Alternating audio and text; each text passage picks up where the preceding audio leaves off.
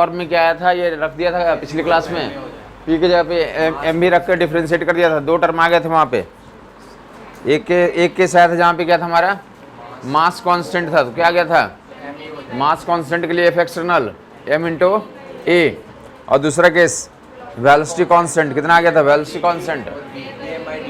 Constant के लिए तो W M into D V by D T external force का वैल्यू, तो डब्ल्यू ये काम कर लिया था एफ एक्सटर्नल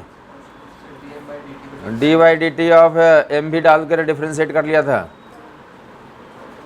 ये जो मोमेंटम है तो क्या माना है, ये वेरिएबल है, मोमेंटम क्या है वेरिएबल, तो वहाँ पे एम भी रख करके डिफ्रेंशिएट कर लेंगे। डब्ल्यू एफ एक्सटर्नल की जो वैल्यू आ जाएगी तो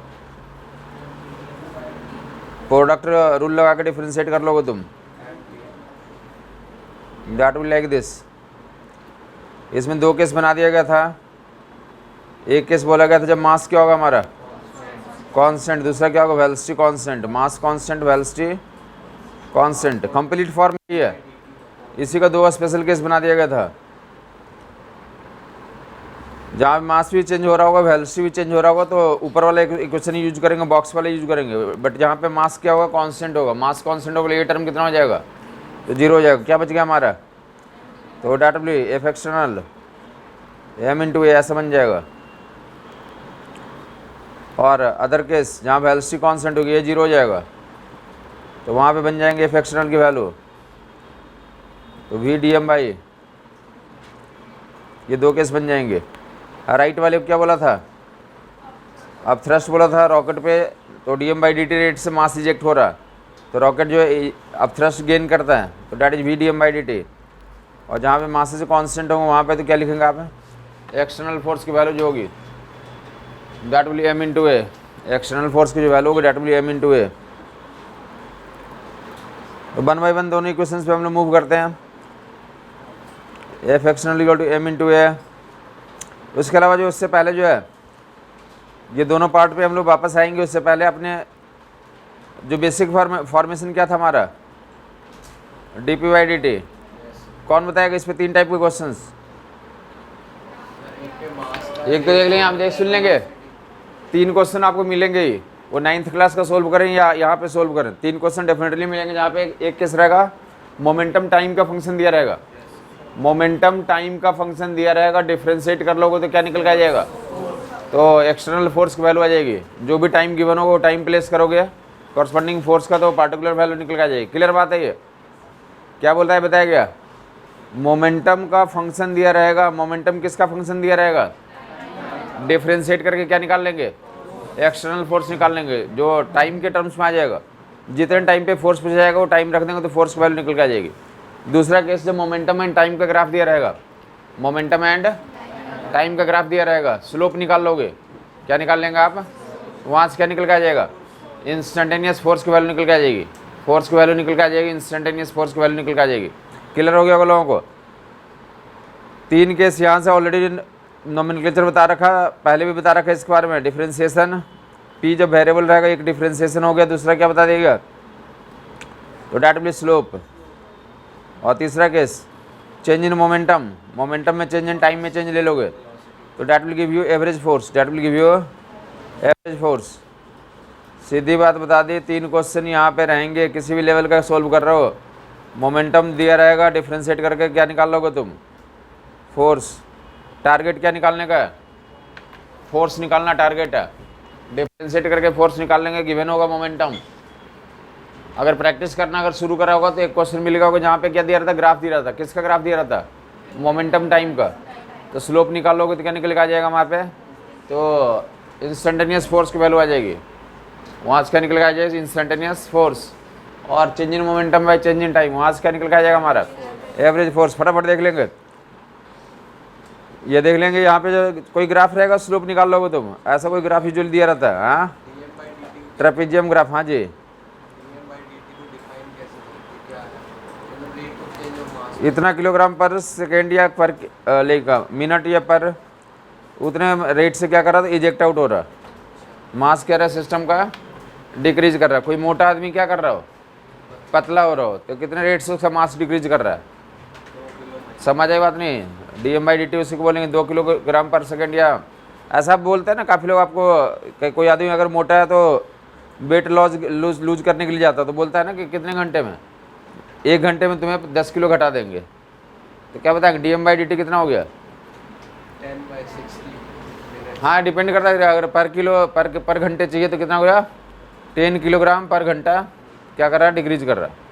समझ आई बात नहीं? या किसी को वेट गेन करना है, क्या करना है? वेट गेन करना है, तो उस केस में तो देता है ना कि इतना 5 किलो 1 घंटे में बढ़ा देंगे, तो 5 किलोग्राम पर घंटा हो गया। समझ आई बात नहीं? या तो डालें या निकालें, दोनों केस में क्या होगा? dm/dt कहलाएगा। अगर मास वैरी कर रहा होगा तो वहाँ भी फोर्स लगता है।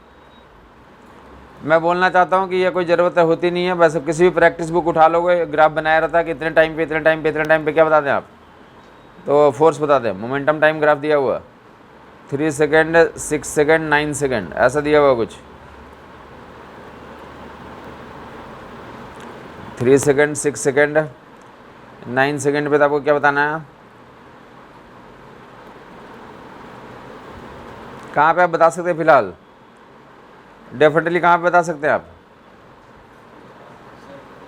कुछ फिलहाल नहीं, ये लाइक टाइम हमने 19 कर दिया, इनको स्केल दिख रहा होगा तो स्केल में 19 कर दिया।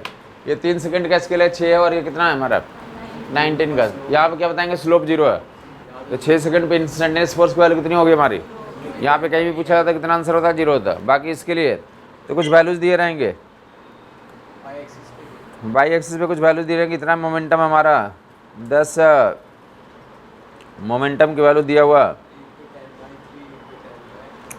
Newton second. कॉरस्पॉन्डिंग ये टाइम भी दिया रहेगा, ये टाइम दिया हुआ आपको, दैट इज 4.5। तो स्लोप निकाल लोगे यहाँ से यहाँ तक, या स्केल बनाया रहता है किताबों में यहाँ से यहाँ तक के लिए, तो लाइन है, लाइन का स्लोप एक ही होगा। तो स्लोप निकालने के लिए बेहतर ये होता है कि यहाँ पे बेस ये वाला ट्रायंगल ले लें, यहाँ से यहाँ तक वाला ट्रायंगल ले लें। ये बेस हो गया, ये हाइट हो गया, परपेंडिकुलर बेस कर लेंगे, क्या निकल जाएगा? लाइन का स्लोप निकल जाएगा, कंप्लीट लाइन का ये होगा। तो मैं बोलना चाहता हूँ कि एक को सवाल मिलेगा, जाके आप अटैम्प्ट कर लेंगे, या मोस्टली उन्होंने कर भी रखा होगा।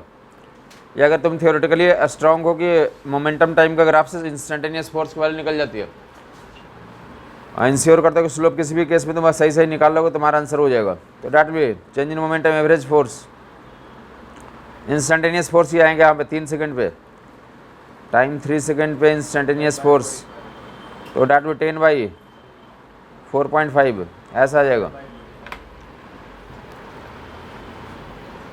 उस तरह ये भी तो हाइट दिया रहेगा, कॉरस्पॉन्डिंग टाइम दिया रहेगा, कॉरस्पॉन्डिंग तुम स्लोप निकाल के बता दोगे। तो one will be this case, just one more लिख लें, फटाफट लिख लें, 2t² + 3 t = 2 सेकंड पे एक्सटर्नल फोर्स निकालना। हाँ जी,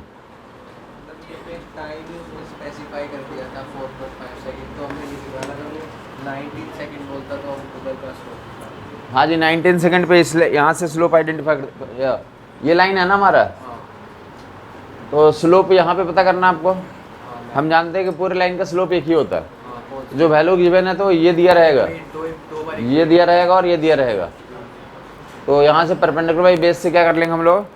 स्लोप निकाल लेंगे, हमारा आंसर आ जाएगा। लाइन का स्लोप यहाँ से वहाँ तक एक ही रहता है, बीच में कहीं पूछा जाता तो हम लोग वहाँ पे नहीं करते हैं कहीं और, लेकिन पूरे लाइन का निकाल लेते हैं और किसी भी पॉइंट पे बता देंगे आप।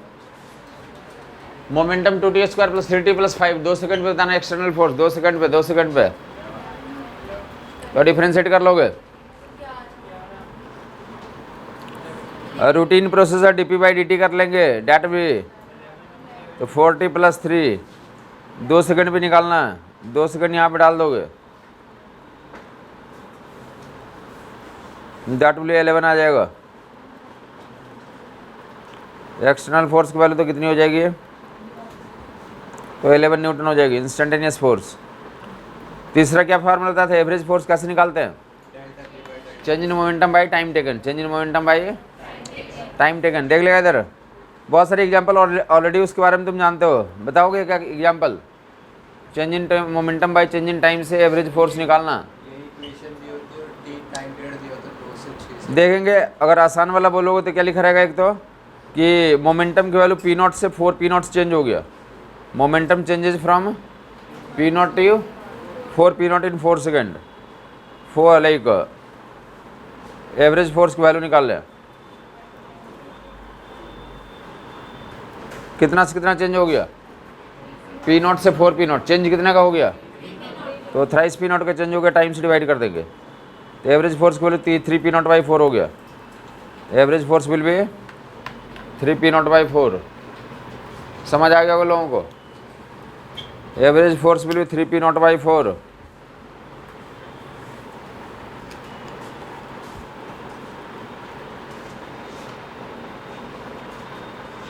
वेरियस एग्जाम्पल्स होते बताएंगे, और कोई बहुत सारे एग्जाम्पल्स है लोकल लाइफ में।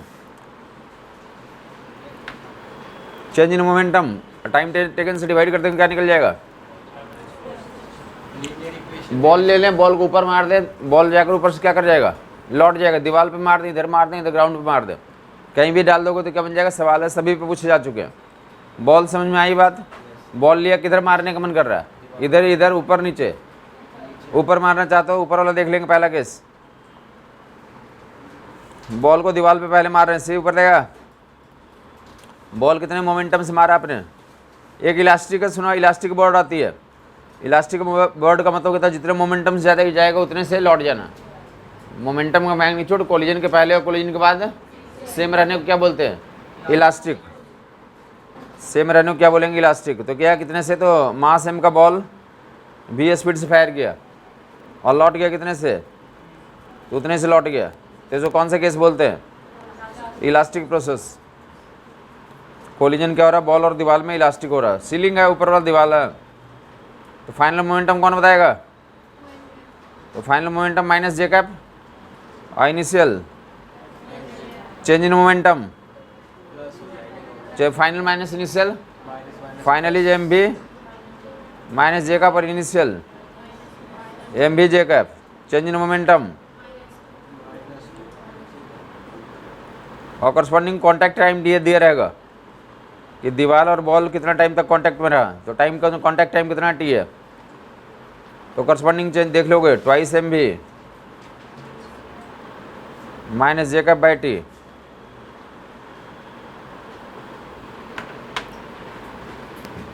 Twice M B by T and minus J cap.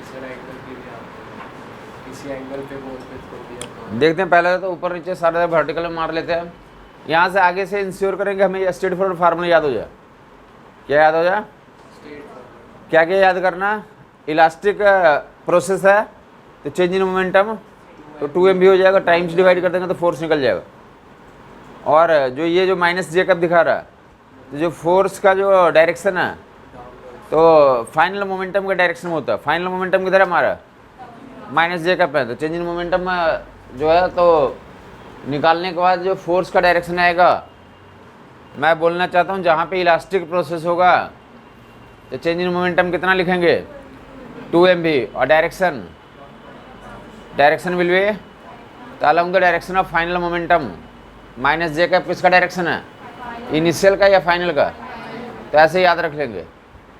अब फोर्स पूछा जाएगा तो टाइम टेकन से कॉन्टैक्ट टाइम से क्या कर देंगे, डिवाइड कर देंगे, क्लियर बात हो गई। और आगे क्या याद करेंगे इससे, किसको किसको याद हो गया, कौन बोल सकता पूरी बात को, बोलेंगे बॉल को इलास्टिकली मारते हैं तो change in momentum twice MV होता है, और जो चेंज इन मोमेंटम का डायरेक्शन होता है फाइनल मोमेंटम का डायरेक्शन होता है, कॉन्टैक्ट टाइम से डिवाइड कर देंगे तो क्या निकल जाएगा, एवरेज फोर्स निकल जाएगा। याद हो गया साहब, हाँ बोलोगे, हाँ इलास्टिक कोलिजन में है,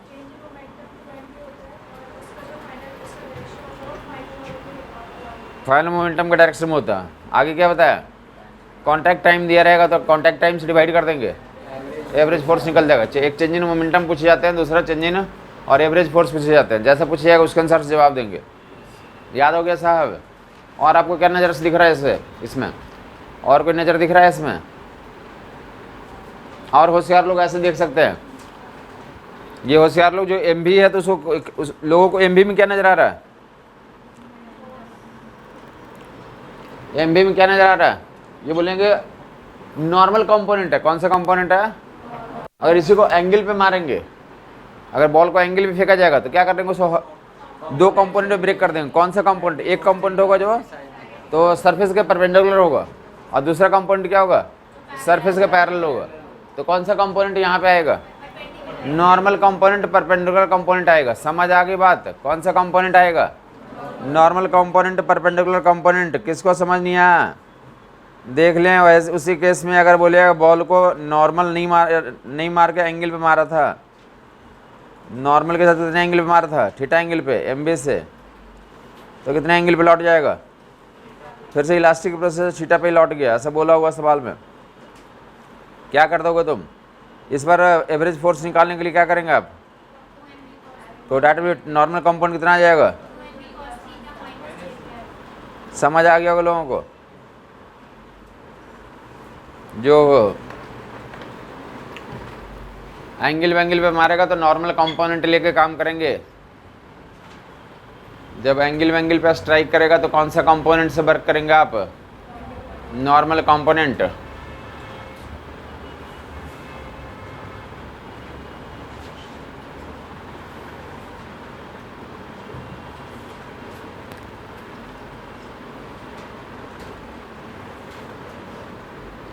अब ये जो फोर्स लग रहा है, ध्यान सुनोगे, ये फोर्स दीवार पे लग रहा है या बॉल पे लग रहा है? दोनों पे इक्वल। ये वाला जो वैल्यू है, ये जो लिखा हुआ था, किस पे लग रहा है? ये बॉल पे निकाला ना। किस पे निकाला हमने? बॉल का मोमेंटम चेंज ये है और टाइम से डिवाइड किया, तो ये फोर्स किस पे आ रहा है? बॉल पे। समझ आ गई बात? और दीवार पे निकालना तो एक्शन रिएक्शन से जवाब देंगे। एक्शन रिएक्शन से हम जानते हैं कि इतना ही फोर्स किस पे लगेगा, तो सीलिंग पे भी लगेगा, और मैग्नीट्यूड इतना ही होगा, बट डायरेक्शन क्या होगा? अपोजिट होगा। समझ आ गया होगा लोगों को? दीवार पे पूछा जाएगा तो इतना ही मैग्नीट्यूड का फोर्स कहाँ लगेगा?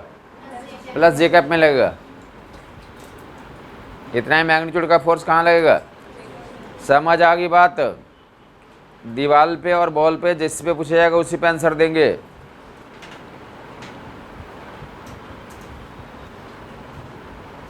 कितनी बात हो गया इसमें? पहला तो याद होना चाहिए कि 2mv/t होता है। ये किस पे होता है? बॉल पे होता है। डायरेक्शन कितना होता है बॉल पे? तो minus J cap. Minus J cap याद ना रखें, किसको याद रखें? Along the direction of final momentum. Ball का मोमेंटम का जो फाइनल डायरेक्शन है उसी डायरेक्शन में फोर्स का डायरेक्शन होगा। समझ आई बात? जब एंगल वेंगल पे मारेगा तो कौन सा कंपोनेंट लेकर काम करेंगे? नॉर्मल कंपोनेंट लेकर काम करेंगे।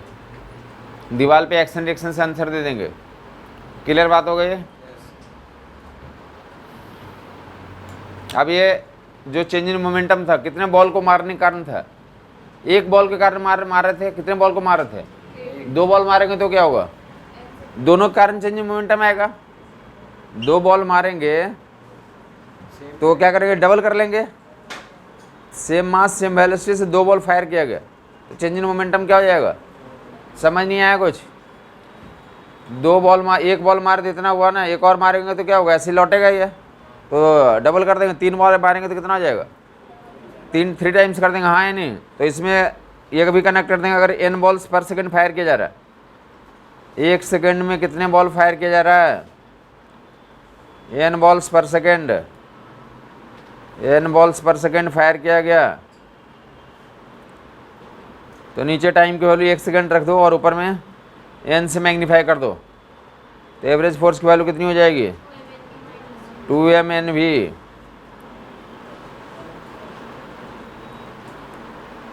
n बॉल्स पर सेकेंड फायर किया गया, 1 बॉल के कारण निकालेंगे और n से मैग्नीफाई कर देंगे। क्लियर कट दिख रहा था कि जितने बॉल फायर करोगे उतना ही आपको क्या मिल जाएगा? चेंज इन मोमेंटम नहीं मिलेगा, उससे करस्पॉन्डिंग फोर्स मिलेगा। बात क्लियर हो गई? फर्दर देखेंगे। हाँ जी, फार्मूला ये था 2mnv/t।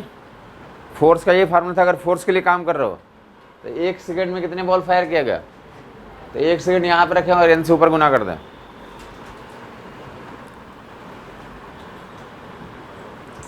टू mnv फार्मूला बोलते हैं इसे, 2mnv फार्मूला। अगर ये एंगल पे मार जाएगा तो यहाँ भी की जगह पे कौन सा कंपोनेंट ले लेंगे, तो नॉर्मल कंपोनेंट ले लेंगे। कोई जरूरी नहीं है, कॉस थीटा एंगल पे डिपेंड करेगा। नॉर्मल से एंगल अगर थीटा रहेगा तब कॉस थीटा कंपोनेंट आ जाएगा। नॉर्मल कंपोनेंट इसलिए बोला जा रहा है ताकि वो एंगल को कुछ भी दे सकते हैं, कहीं से भी दे सकते हैं, तो डिपेंड करता है कि बाकी नॉर्मल कंपोनेंट बोल देंगे तो हमारा कोई दिक्कत नहीं है। सरफेस का नॉर्मल कंपोनेंट, यहाँ पे सरफेस के परपेंडिकुलर कंपोनेंट यूज होगा। बाकी सरफेस पे जैसा कंपोनेंट आएगा आप देख लेंगे। 2mnv रेडी हैं सब लोग? तो आप बताएंगे, आप लोग जब बॉल को ऊपर मार रहे थे बॉल को, तो करस्पॉन्डिंग जो बॉल पे जो फोर्स लग रहा है इतना आ रहा है, दीवार पे इतना ही फोर्स कहाँ लग रहा है, ऊपर लग रहा है। क्लियर हो गया आप लोगों को? बॉल को यहाँ से नीचे से ऊपर मार रहे हैं, बॉल लेके गेंद से दीवार को मार रहे हैं, तो जो बॉल लौट के आएगा तो बॉल कुछ फोर्स एक्सपीरियंस करेगा। क्या एक्सपीरियंस करेगा? फोर्स एक्सपीरियंस करेगा। तो उस फोर्स की वैल्यू, तो जो बॉल एक्सपीरियंस करेगा इतनी होगी 2mv/t, या 1 सेकंड में n बॉल फायर करेंगे तो 2mnv तो 2mnv आ जाएगा। और ये नॉर्मल मार रहे हैं, नॉर्मल कंपोनेंट आ रहा है, एंगल पे मारेंगे तो नॉर्मल कंपोनेंट ले लेंगे। समझ आ गई बात? डायरेक्शन किधर? फाइनल मोमेंटम के डायरेक्शन में। क्लियर बात है? इसी क्वेश्चन का अगर उल्टा कर दें, अगर दीवार पे यहाँ नीचे से मार रहे थे तो फोर्स कहाँ लग रहा था बॉल पे? माइनस जगह पे। अगर ऊपर से मारते तो कहाँ लगता? और छत के ऊपर जाके मारते, इस पे छत के ऊपर से गिराते बॉल को तो कहाँ लगता फोर्स? फाइनल मोमेंटम कहाँ हो जाता है? समझ आई बात नहीं आई? फाइनल मोमेंटम में डायरेक्शन जे कैप होता ना, तो यही तो मैं बोल रहा हूँ कि along the direction of final momentum होता है। समझ आ गई बात? रेडी है सब लोग? वैल्यू इतना ही रहेगा बट डायरेक्शन चेंज होता रहेगा। अगर इस दीवार पे मार दो, देखा इधर दीवार पे मारेंगे तो फाइनल मोमेंटम का डायरेक्शन किधर हो गया? माइनस आई कैप में हो गया। तो आंसर इतना ही होगा 2mv/t और माइनस आई कैप। उस दीवार पे मारेंगे तो 2mv/t एंड आई कैप हो जाएगा। हाँ या नहीं? क्लियर हो गया होगा लोगों को? तो डिपेंडिंग ऑन कि कहाँ फायर कर रहे हैं उसके अनुसार से तुम आइडेंटिफाई कर लोगे। या अगर ग्राउंड पे मारेंगे तो फिर से प्लस जे कैप आ जाएगा। क्या हो जाएगा? फार्मूला ये रहेगा, दीवार पे डिपेंड करेगा कौन सा केस है। ठीक है यहाँ तक? स्पेशल केस में एक सुन लें, ये मे भी कहीं पे ऐसा लिखा हुआ तो उसे घबराएंगे नहीं। मे भी कहीं पे ऐसा लिखा हुआ mv/t, तो उस केस में है कौन सा केस है? फाइनली स्टॉप कर गया। एक्सटर्नल फोर्स कहीं पे ऐसा मिल सकता है, एवरेज फोर्स। ये लिखा रहा है कि बॉल को फायर किया गया और बॉल क्या हो गया? ऑब्जर्व हो गया, रिफ्लेक्ट नहीं हुआ, क्या हुआ? ऑब्जर्व हो गया। तो फाइनल मोमेंटम कितना हमारा है? 0। समझ आई बात नहीं? फाइनली क्या कर गया? बॉल और स्टॉप कर गया। इनिशियली मोमेंटम mv था, फाइनल क्या हो गया? 0 हो गया। समझ आई बात नहीं? तो वहाँ पे mv/t यूज कर लेंगे। वहाँ पे क्या यूज कर लेंगे? क्लियर हो गया को लोगों को? जहाँ पे परफेक्ट ऑब्जर्वेशन होगा तो ऐसा फोर्स अप्लाई कर लोगे। तो चारों दीवार पे आपने देख लिया, किसी भी डायरेक्शन मारोगे तो फोर्स की वैल्यू निकाल लोगे। ठीक है यहाँ तक? ये सेम केस किस में लागू अप्लाई होगा? बैट एंड बॉल में भी अप्लाई होता है। 9th क्लास में आपने सवाल देखो सुना होगा ऐसा कि बॉल आई और लौट गई। बॉल आती है बल्ले से तो रिफ्लेक्ट होकर चली गई। लिखा रहा है कि बॉल इतने मास का इतने स्पीड से आई थी और इतने स्पीड से लौट गई। तो change in momentum by time कर देंगे तो फिर से क्या आ जाएगा? अगर इलास्टिक कोलिजन हो रहा है तो आंसर कितना रहेगा? फिर से तो सेम ही रहेगा। इलास्टिक कोलिजन में 2mv/t ही होगा। और किसी बॉल पे n बॉल्स पर सेकंड आ रहे हैं तो 2mnv वहाँ पे भी आंसर होगा। बॉल एंड बैट में भी सेम कॉन्सेप्ट लगेगा। क्लियर बात हो गई? Change in momentum. या फिर तुम रैकेट खेल रहे हो, बैडमिंटन पे क्या कर रहा है तो कॉर्क आ रही है, रिफ्लेक्ट हो जा रही है, तो वहाँ पे भी क्या बताओगे? तो रैकेट जो है तो कॉर्क पे कितना फोर्स लगाया? तो डेट भी 2mv/t change in momentum by time. या टेनिस रैकेट खेल रहे हैं तो टेनिस वाले बॉल पे कितना फोर्स लगेगा? सेम केस होगा सब कुछ। हाँ या नहीं? और स्पेशल केस नाम भी सुना होगा तुमने कि बहुत ही कम टाइम में ह्यूज फोर्स लगा देते हैं, तो ऐसे फोर्स को इम्पल्सिव फोर्स बोलते हैं। क्या बोलते हैं? इम्पल्सिव फोर्स बोलते हैं। तो किसी दीवार पे तुम्हें जब जरूरत होगी तो आइडेंटिफाई कर लोगे। स्टैंडर्ड फार्मूला क्या आ गया रिफ्लेक्शन के लिए? 2mnv। कौन सा फार्मूला आ गया? 2mnv। कौन सा कंपोनेंट? Normal component. फार्मूला ये याद रखेंगे कंपोनेंट ले लोगे, डायरेक्शन डिसाइड कर लोगे।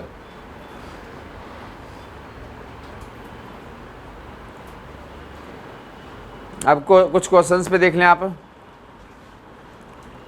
ये जो दीवालों पे पूछे जाते हैं, दीवार इस पे मारा तो लौटा, या तो चेंज इन मोमेंटम पूछे जाते हैं या फोर्स पूछे जाते हैं, यहाँ तक ही पूछे जाते हैं। ऊपर वाले में सीलिंग वाले में तो एक देख लें क्या पूछे जाते हैं। एक ऐसा स्टोरी भी आपने कभी सुना होगा, ऐसा कभी सर्कस वगैरह में देखा है क्या, कि बोलते हैं एक प्लेट है, क्या है, प्लेट है, आप प्लेट को बोलते हैं क्या कि मैं उस प्लेट पे नीचे से क्या करूँगा, तो बॉल फेंकूंगा और प्लेट हैंग कर जाएगा एयर में। अरे मैं बोलना चाहूँ कि मान लो थोड़ी देर के लिए प्लेट है, ये प्लेट को यहाँ पे छोड़ेंगे तो क्या कर जाएगा, ये गिर जाएगा। लेकिन अगर नीचे से इस पर क्या मारे, बॉल मारे, नीचे से क्या फिर थ्रो करें, बॉल, एक पार्टिकुलर फैशन में इतने सेकंड में इतने बॉल को फायर करें इस पर, तो ये क्या कर जाएगा, यहाँ पे हैंग कर जाएगा। ऐसा कभी देखा नहीं देखा?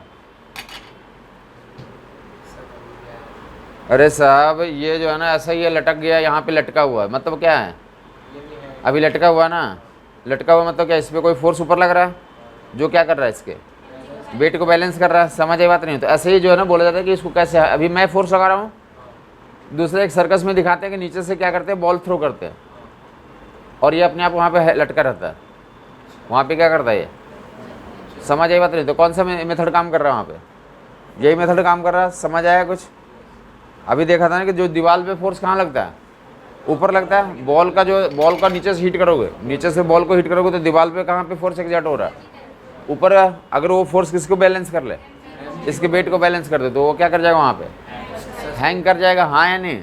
तो वो फिनोमेना दिखाते काफ़ी जगह पे रोड पे खड़े होकर के लोग, ये बोल रहे हैं प्लेट है, प्लेट है, प्लेट है, प्लेट है। प्लेट क्या कर रहा है, एयर में हैंग कर रहा है, प्लेट का मास दिया हुआ, प्लेट का मास दिया हुआ एम, तो बोले प्लेट का मास एम है तो वेट कितना एक्ट कर रहा होगा, M G, weight M G act कर रहा होगा, और प्लेट पे कितना फोर्स लग रहा है ऊपर में, 2m एन भी, और ये दोनों बराबर जो होंगे तो प्लेट क्या कर जाएगा, एयर में इक्विलिब्रियम में रहेगा, प्लेट हैंग्स, प्लेट हैंग कर जाएगा।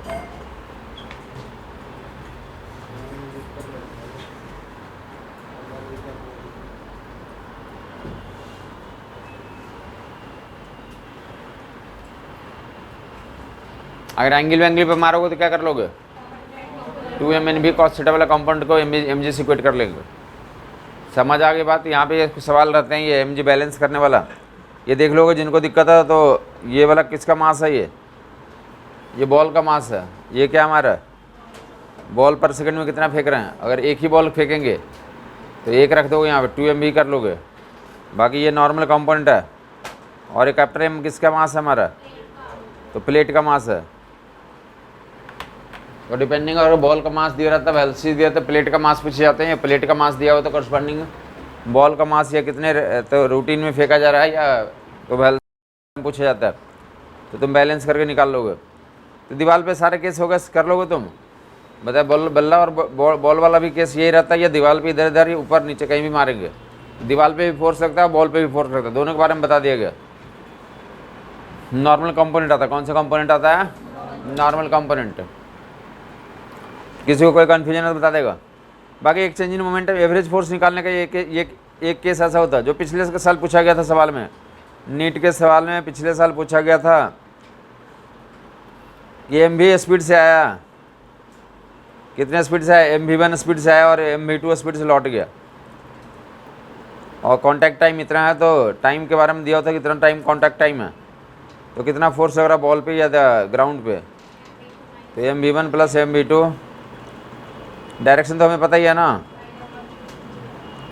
डायरेक्शन फाइनल मोमेंटम जेकब में, बॉल पे अगर पढ़ेंगे तो प्लस जेकब में, और ग्राउंड पे पढ़ेंगे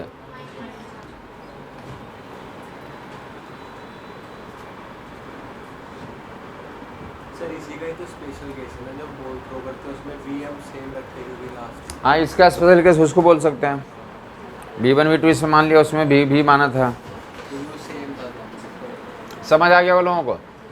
इसमें क्या दिया जाता है, ध्यान सुनोगे, ये दिए हुए थे कि h1 हाइट से गिराया है, बॉल को कितने हाइट से गिराया है, तो v1 की वैल्यू कितना लिखेंगे आप, √2g h1। h1 हाइट से कोई ऑब्जेक्ट गिरता है तो कितनी स्पीड से आता है, √2g h1, और लिखा हुआ था कि h2 हाइट रिबाउंड कर गया, तो v2 की वैल्यू कितना लिख देंगे। समझ आ गया। बताया था h हाइट से आएगा तो स्पीड √2gh, या h हाइट फेंकना है तो √2gh देना होगा। तो आया कितने से, h1 हाइट से, तो अभी आने वाली स्पीड कितना लिख लोगे, √2g h1, और गया कितना हाइट, h2, तो जाने वाला स्पीड। तो बताया कि नीट 2000 जो पिछले साल 2021 में एग्ज़ाम हुआ था, तो उसमें ये सवाल थे जहाँ पे क्या दिया हुआ था, इधर जो है कि h1 h2 और f and m and t, 5 लोग हैं, t h1 h2 m and f, 5 में से वो 4 वैल्यूज गिवन थे। समझ आ गई बात, तो वो रख कर कैलकुलेट कर सकते हैं आगे जाके। आपको पूरा क्वेश्चन चाहिए वैल्यू h1 h2 का, तो आप डाल के देख सकते हैं जा करके। सोर्स बता दें कि प्रीवियस ईयर जो पिछले 2021 वाले में है, जहाँ तक मुझे याद है कि फोर्स दिए हुए थे, मास दिए थे, h1 h2 दिए हुए थे, टाइम निकालना था। समझ आई बात, नहीं आई। ओवरऑल क्या बताया कि 5 अननोन है, कोई 4 गिवन होंगे, 5वां तुम यहाँ से निकाल सकते हो। Change in momentum by time taken, तो कौन सा फार्मूला का डिसीजन कर दिया हमने, एफ इक्वल टू dp/dt का डिसीजन कर दिया। एवरेज फोर्स निकालने का तरीका बता दिया, और कौन सा फोर्स निकालने का तरीका बता दिया, इंस्टेंटेनियस फोर्स। एवरेज फोर्स के लिए change in momentum by time taken, final momentum bye minus initial momentum by time taken. अब आई ऐसे जनरल नॉलेज भी याद रख लेंगे कि जो चेंज इन मोमेंटम होता है, final momentum minus initial momentum, या तो बोलें फाइनल मोमेंटम माइनस, या इसी को सिंगल सेंटेंस में लीनियर इम्पल्स भी बोलते हैं। क्या बोलते हैं, चेंज इन मोमेंटम को लीनियर इम्पल्स भी बोलते हैं। तो कहीं पे कोई टर्म पूछा जाएगा क्योंकि बॉल का इम्पल्स बताओ, तो कैसे निकालोगे impulse, final momentum minus initial momentum ही पूछ रहे हैं, final momentum minus initial momentum ही पूछ रहे हैं, उसी को इम्पल्स भी बोलते हैं। यहाँ पे लीनियर इम्पल्स की बात हो रही है, final momentum minus initial momentum. सिर्फ चेंज इन मोमेंटम को इम्पल्स बोलते हैं। टाइम से डिवाइड कर दोगे तो एवरेज फोर्स ही बन जाएगा। क्लियर हो गया को लोगों को। तो that will change in momentum find करना। ये देख लें कुछ जगहों पे तो ये भी सवाल पूछा हुआ कि क्या दिया हुआ, वीटी ग्राफ ही दिया हुआ, वीटी ग्राफ दिया हुआ,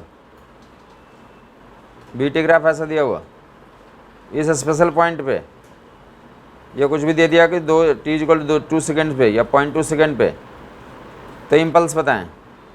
2 सेकेंड पे क्या बताएं, तो इसके जस्ट पहले 2 सेकेंड के यहाँ पे इनिशियल मोमेंटम कितना लोगे, इनिशियल मोमेंटम वीटी ग्राफ है, अगर स्लोप निकालोगे ना तुम, एम भी आ गया मान लिया सपोज गया, और ये फाइनल वाला जस्ट 2 सेकंड के आगे वाला फाइनल मोमेंटम, तो माइनस एम भी आ जाएगा। समझ आ गया लोगों को। ऐसे भी ग्राफ दिए रहते हैं जहाँ पे इम्पल्स पूछे जाते हैं, तो फाइनल मोमेंटम माइनस जिस पॉइंट पे पूछेंगे जिसके जस्ट आगे का स्लोप और उसके पहले का स्लोप निकाल के, तो क्या निकाल लेंगे आप, ये वीटी नहीं रहेंगे, क्या रहेंगे आपको, तो पोजीशन टाइम रहेंगे, एक्सटी रहेंगे। स्लोप निकाल लोगे, मास से गुना करके momentum, initial momentum final momentum करके change in momentum by time taken से क्या निकाल लेंगे, तो इम्पल्स निकाल लेंगे आप। डैट विल तो फाइनली माइनस इनिशियल करोगे -2m भी आ जाएगा। इस पॉइंट पे तो इम्पल्स बताएं। चेंज इन मोमेंटम पूछ रहे हैं, क्या पूछ रहे हैं, तो dp/dt की चर्चा कर दिया गया। इंस्टेंटेनियस फोर्स निकालने के लिए क्या क्या नियम बताएगा, जल्दी जल्दी बताओगे। स्लोप फाइंड करते हैं, कब फाइंड करते हैं, जब ग्राफ दिया रहता है, मोमेंटम टाइम का ग्राफ दिया रहेगा। दूसरा काम क्या बताया, जब फंक्शन दिया रहेगा मोमेंटम का टाइम का फंक्शन, तो डिफरेंशिएट करके निकाल लेंगे इंस्टेंटेनियस फोर्स। इन सभी मेथड से क्या निकलता है, इंस्टेंटेनियस वाली। और इम्पल्स निकालने क्या बता दिया गया, चेंज इन मोमेंटम को इम्पल्स बोलते हैं। चेंज इन मोमेंटम क्या बोलते हैं, समझ आ गया वो लोगों को। और दूसरा केस तो फोर्स वाले, एवरेज फोर्स, तो final momentum minus initial momentum by time taken से डिवाइड करके क्या निकाल लेंगे आप, तो that will be average force की वैल्यू निकल जाएगी। बाकी एक एवरेज फोर्स का तो ऐसे भी बताया था, वो आप जब भी जरूरत पड़ेगी तो ऐसे भी कर सकते हैं। एवरेज फोर्स का फार्मूला क्या लगा सकते हैं, याद होगा लोगों को, ये तो पूरे फिजिक्स में एप्लीकेबल है। एवरेज है, कभी फोर्स का ये इंस्टेंटेनियस वैल्यू दिया हुआ, एवरेज फोर्स निकालो। स्ट्रेट फॉरवर्ड इन्फॉर्मेशन तुम्हें याद होनी चाहिए। यूजुअली वो पहले 3 वाला केस ही पूछे जाते हैं, और ये जो अभी इम्पल्स वाला केस बताया वो हर एक किताब में बना हुआ, कभी प्रीवियस ईयर में पूछे गए हैं। इम्पल्स निकालो तो हर एक किताब में बनाया हुआ वो डायग्राम। तो उसी फार्मूले का तो ऐसा पार्ट देख लें, एफ इक्वल टू कितना था हमारा, D P by D T, cross multiply कर लो, डी पी इक्वल टू कितना हो जाएगा। फिर से यहाँ पे 3 क्वेश्चंस रहते हैं, हर एक किताब में 3 क्वेश्चन है यहाँ पे।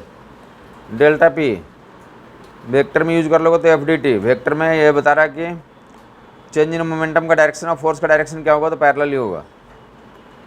Change in momentum and force का डायरेक्शन क्या होगा, पैरेलल ही होगा। Delta P equal to integral of F D T 0 से टी,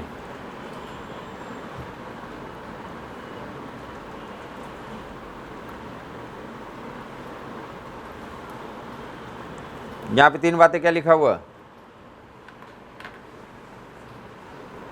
यहाँ पे 3 इन्फॉर्मेशन लिखा होगा कि फोर्स अगर दिया रहेगा फंक्शन, टाइम का फंक्शन दिया रहेगा, तो इंटीग्रेट करके चेंज इन मोमेंटम निकाल लेंगे। क्या निकाल लेंगे आप, और फोर्स एंड टाइम का ग्राफ दिया रहेगा, एरिया से क्या निकल जाएगा हमारा, चेंज इन मोमेंटम निकल जाएगा। ऊपर वाले एरिया को प्लस लेंगे और नीचे वाला एरिया को, और अगर फोर्स हमारा क्या रहेगा, कांस्टेंट रहेगा, तो change in momentum F into T से निकाल लेंगे। नीचे वाला क्या कब वैलिड है, कांस्टेंट के लिए। लीनियर ग्राफ नहीं, फोर्स की वैल्यू दिया रहा है कि 10 न्यूटन का फोर्स है। पी और टी का graph straight line, P and T नहीं है ना अब यहाँ पे, ये एफ टी के बारे में कर रहे हैं, पी टी के खत्म हो गया पहले। बोला मोमेंटम में चेंज फाइंड आउट करने का पैरामीटर रहेगा और फोर्स के बारे में दिया रहेगा। तो फोर्स एंड टाइम का क्या रहेगा, ग्राफ, एरियास का निकल जाएगा, चेंज इन मोमेंटम। ऊपर वाले एरिया को क्या लोगे, पॉजिटिव, नीचे वाले एरिया को। जिनको ग्राफ का प्रैक्टिस चाहिए तो 2014 में, तो नीट का 2014 वाला पेपर में देख लोगे जा करके, एफ टी ग्राफ बनाया हुआ और चेंज इन मोमेंटम पूछे हुए हैं। वहाँ पे कुछ ग्राफ बनाया हुआ और चेंज इन मोमेंटम पूछे हुए हैं। ऐसे 2 रेक्टेंगल बनाया हुआ, F and T, 8 Newton, 2 second और 3 सेकेंड। बता दें आप, चेंज इन मोमेंटम बता दें। नीचे 4 न्यूटन माइनस 4 न्यूटन ले लें। बता दिया, सोर्स बता दिया कि 2014 का जो नीट का एग्ज़ाम हुआ था उसमें एक एफ टी ग्राफ बना हुआ होगा।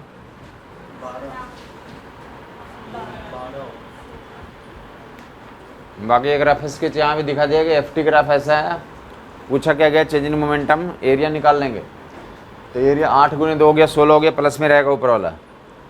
ये वाला एरिया किस में होगा, प्लस 16, और नीचे वाला एरिया तो डैट भी ये कितना है, तो ये 4 है, ये 4 है, और ये कितना 1 है। रेक्टेंगल का एरिया 4 हो जाएगा, माइनस में लिखेंगे। कॉरस्पॉन्डिंग मोमेंटम चेंज कितना आ जाएगा, तो 12 का आ जाएगा। Corresponding momentum change will be 12।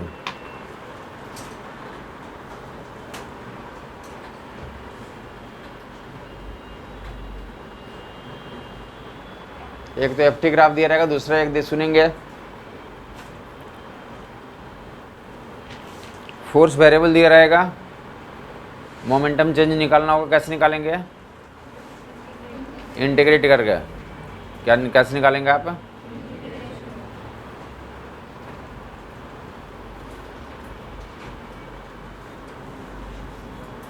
वो सिचुएशन कहाँ से तो उठाते हैं,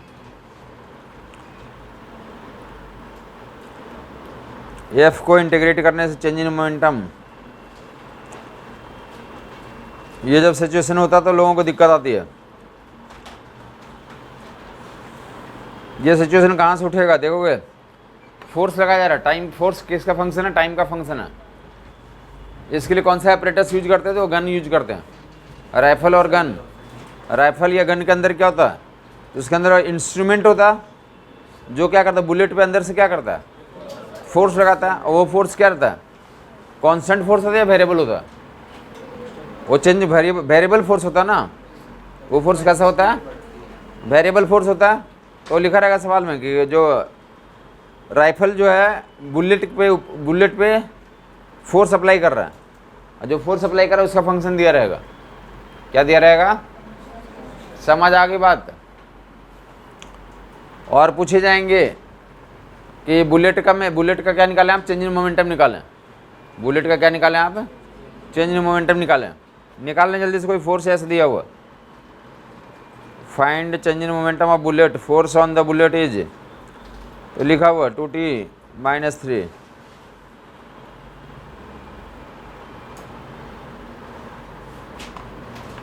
force on the bullet is 2t-3। Find force on the bullet is 2t-3। Find change in momentum of the bullet, find change in momentum of the bullet. तो क्या करेंगे आप, इंटीग्रेट कर देंगे। बट इंटीग्रेशन कहाँ से कहाँ तक करेंगे वो आपको यहीं से मिलेगा। दिया नहीं ना कितने टाइम तक चेंज इन मोमेंटम को निकालना, कितने टाइम तक के लिए चेंज इन मोमेंटम निकालना, वो नहीं दिया ना। सिर्फ क्या मांगा है, चेंज इन मोमेंटम बताएं। जो आप निकाल रहे हैं टाइम का फंक्शन में वो नहीं रहेगा, कुछ वैल्यू दिए रहेंगे। तो इंश्योर करेंगे, क्या करें, टाइम यहीं से निकलेगा। हम जानते हैं कि जो फोर्स कब तक ऑपरेट होगा, जब तक जो मशीन है वो फोर्स लगाएगी तब तक ही उसके अंदर चेंज इन मोमेंटम आएगा, हाँ या नहीं। और जब वो फोर्स लगाना बंद कर देगा तो चेंज इन मोमेंटम क्या हो जाएगा हमारा, अब चेंज नहीं आएगा, जो रहेगा वो खत्म हो गया वहाँ तक ही। जब तक बुलेट पे फोर्स लगता रहेगा तभी तक क्या आएगा, उसमें चेंज इन मोमेंटम आएगा। ठीक है ये। तो बेसिकली यहाँ पे चेंज इन मोमेंटम पता करने बोला है उस इंटरवल तक जब तक कि उस पर फोर्स ऑपरेट हो रहा। तो टाइम कैसे निकालोगे, फोर्स को 0 से इक्वेट करके टाइम निकालोगे। किस इंटरवल तक इंटीग्रेट करना है उसका टाइम कहाँ से निकलेगा, फोर्स को 0 यूज करके टाइम की वैल्यू निकल के आ जाएगी। जो वहाँ से इंटीग्रेट किया है 0 से t तक के लिए, तो 0 से t इंटरवल कौन सा इंटरवल होगा, कितने इंटरवल में चेंज इन मोमेंटम निकालना।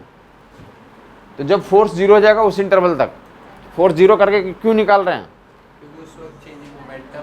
क्योंकि जब बुलेट राइफल के अंदर होगा उतने इंस्टेंट तक क्या लग रहा होगा, राइफल के द्वारा बुलेट पे क्या लग रहा होगा, फोर्स लग रहा होगा, और उसी इंस्टेंट पे चेंज भी आ रहा होगा।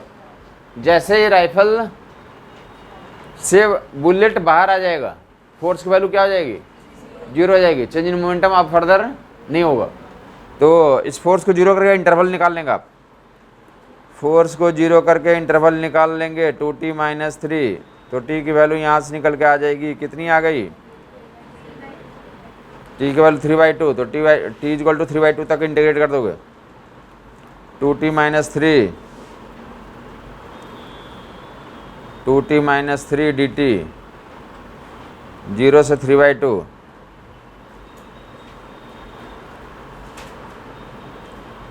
जीरो से 3/2 तक के लिए इंटीग्रेट कर देंगे।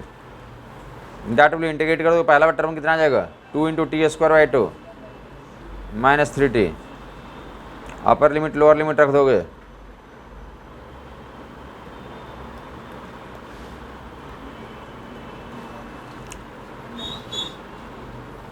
जीरो से 3/2 0 से 3/2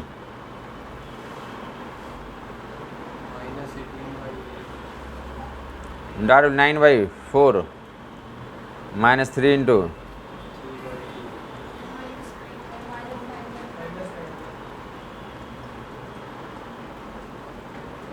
ऐसा कुछ चेंज इन मोमेंटम आ रहा है।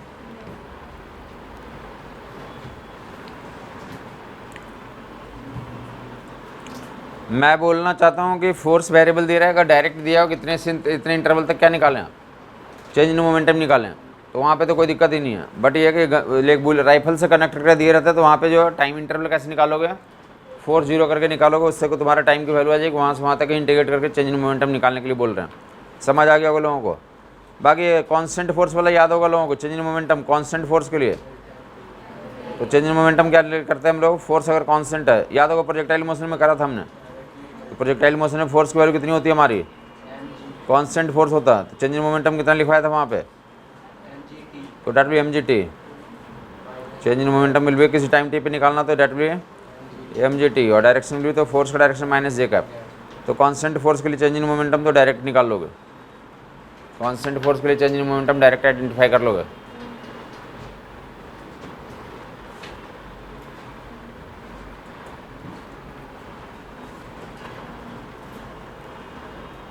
तो ये 6 फार्मूला तुम्हें सामने दिखा दिया गया, दोनों पार्ट दिखा दिया गया। आगे हम लोग इस पे मूव कर रहे हैं, F equal to M into A पे। ये कैसे इक्वेशन है? वेक्टर इक्वेशन है। कैसे इक्वेशन है ये? वेक्टर इक्वेशन है। ये पहले तो यही पूछा था कि ये क्या, कौन सा फोर्स है हमारा। ये बोलते हैं ये जो लेफ्ट हैंड साइड में एक्सटर्नल फोर्स है, रिजल्टेंट फोर्स है, नेट फोर्स है। ये टर्म जो है बार बार यूज किया क्वेश्चन बैंक में, प्रीवियस ईयर में। ये net force, find the net force, क्या ऑलमोस्ट हुआ था हर एक दूसरे साल एक बार एक सवाल पूछ लेते हैं नेट फोर्स पे। ये डिफिनीशन है, चूंकि गली मोहल्ले में सुनते हो क्या लिखा रहता है, कोई भी बच्चा चिल्लाता हो जाता है force equal to mass into acceleration, but वो क्या स्टेटमेंट है? तो रॉन्ग स्टेटमेंट है। क्या सही स्टेटमेंट होगा? नेट फोर्स होता है मास इनटू एक्सेलरेशन के बराबर होता है। Net force equals mass into acceleration. Resultant force, net force that is equal to mass into acceleration.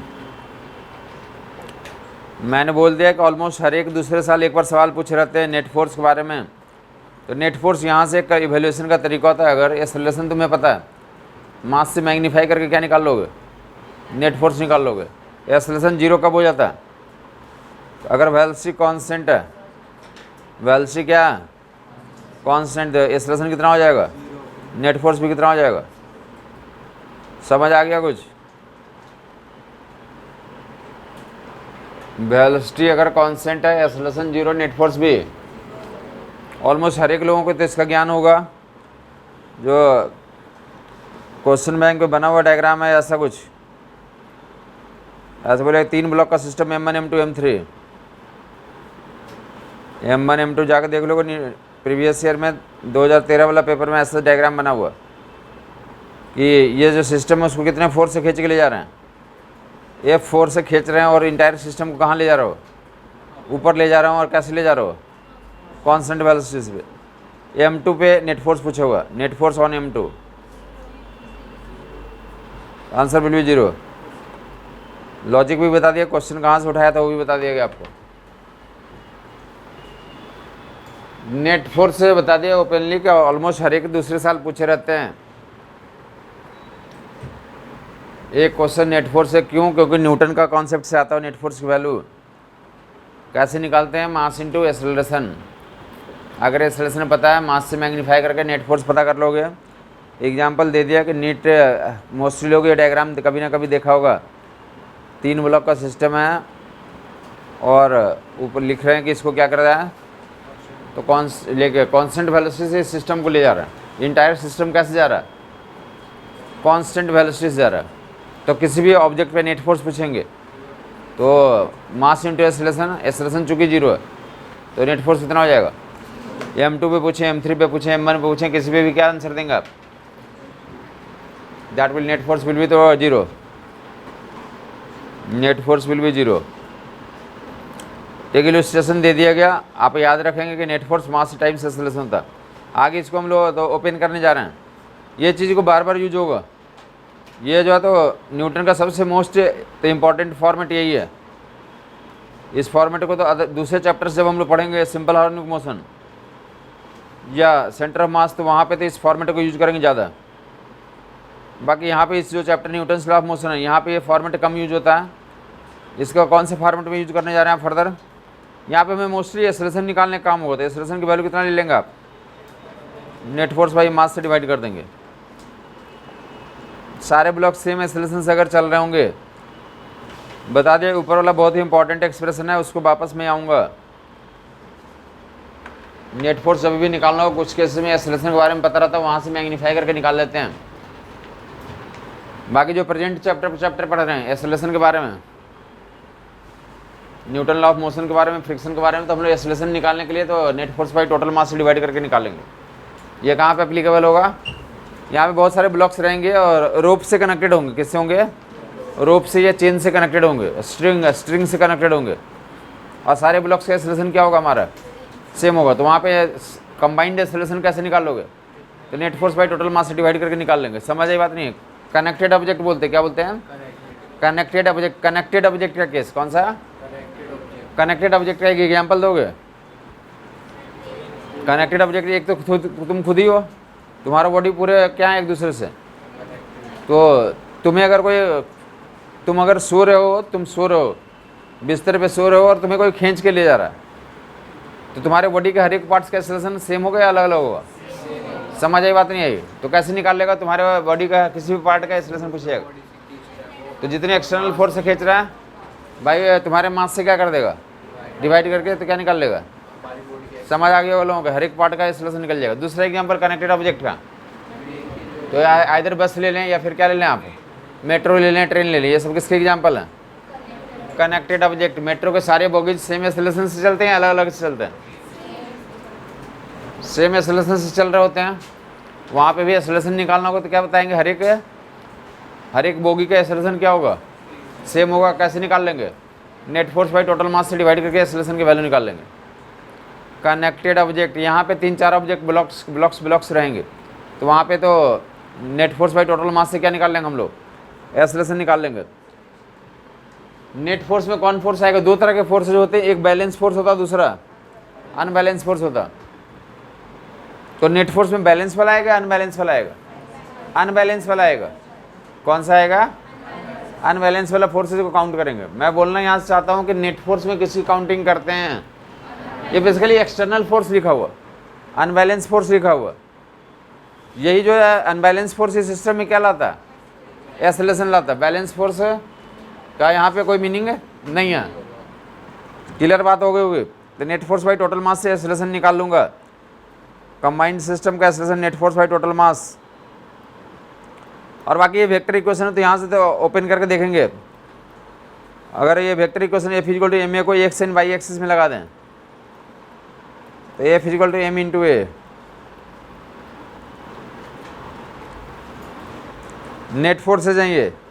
अगर इंडिविजुअली एक्स में और वाई में लगाओगे तो एक्स के long summation of force, mass into acceleration, acceleration की तरह एक्स के लॉन्ग। ये वेक्टर समेशन ही कर लोगे। एक्स यहाँ पे अप्लाई कर दिया, एक्स के लॉन्ग वेक्टर समेशन, और यहाँ भी वाई के long vector summation, Y axis के लॉन्ग वेक्टर समेशन।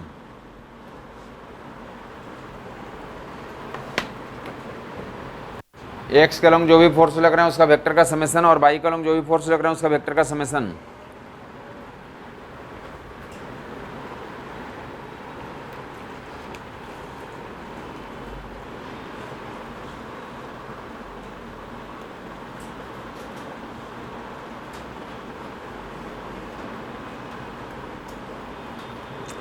ये देख ले, मोस्टली हम लोग इस वाला फॉर्मेट को यूज करेंगे।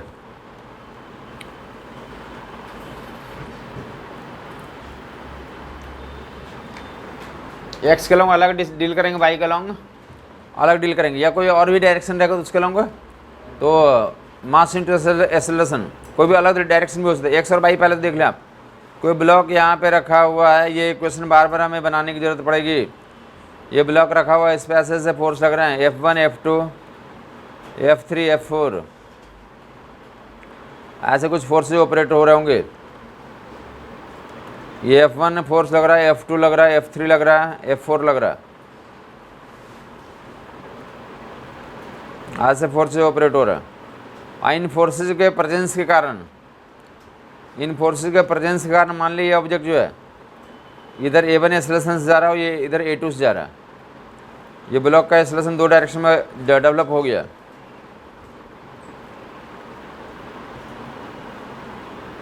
ब्लॉक का मास m है,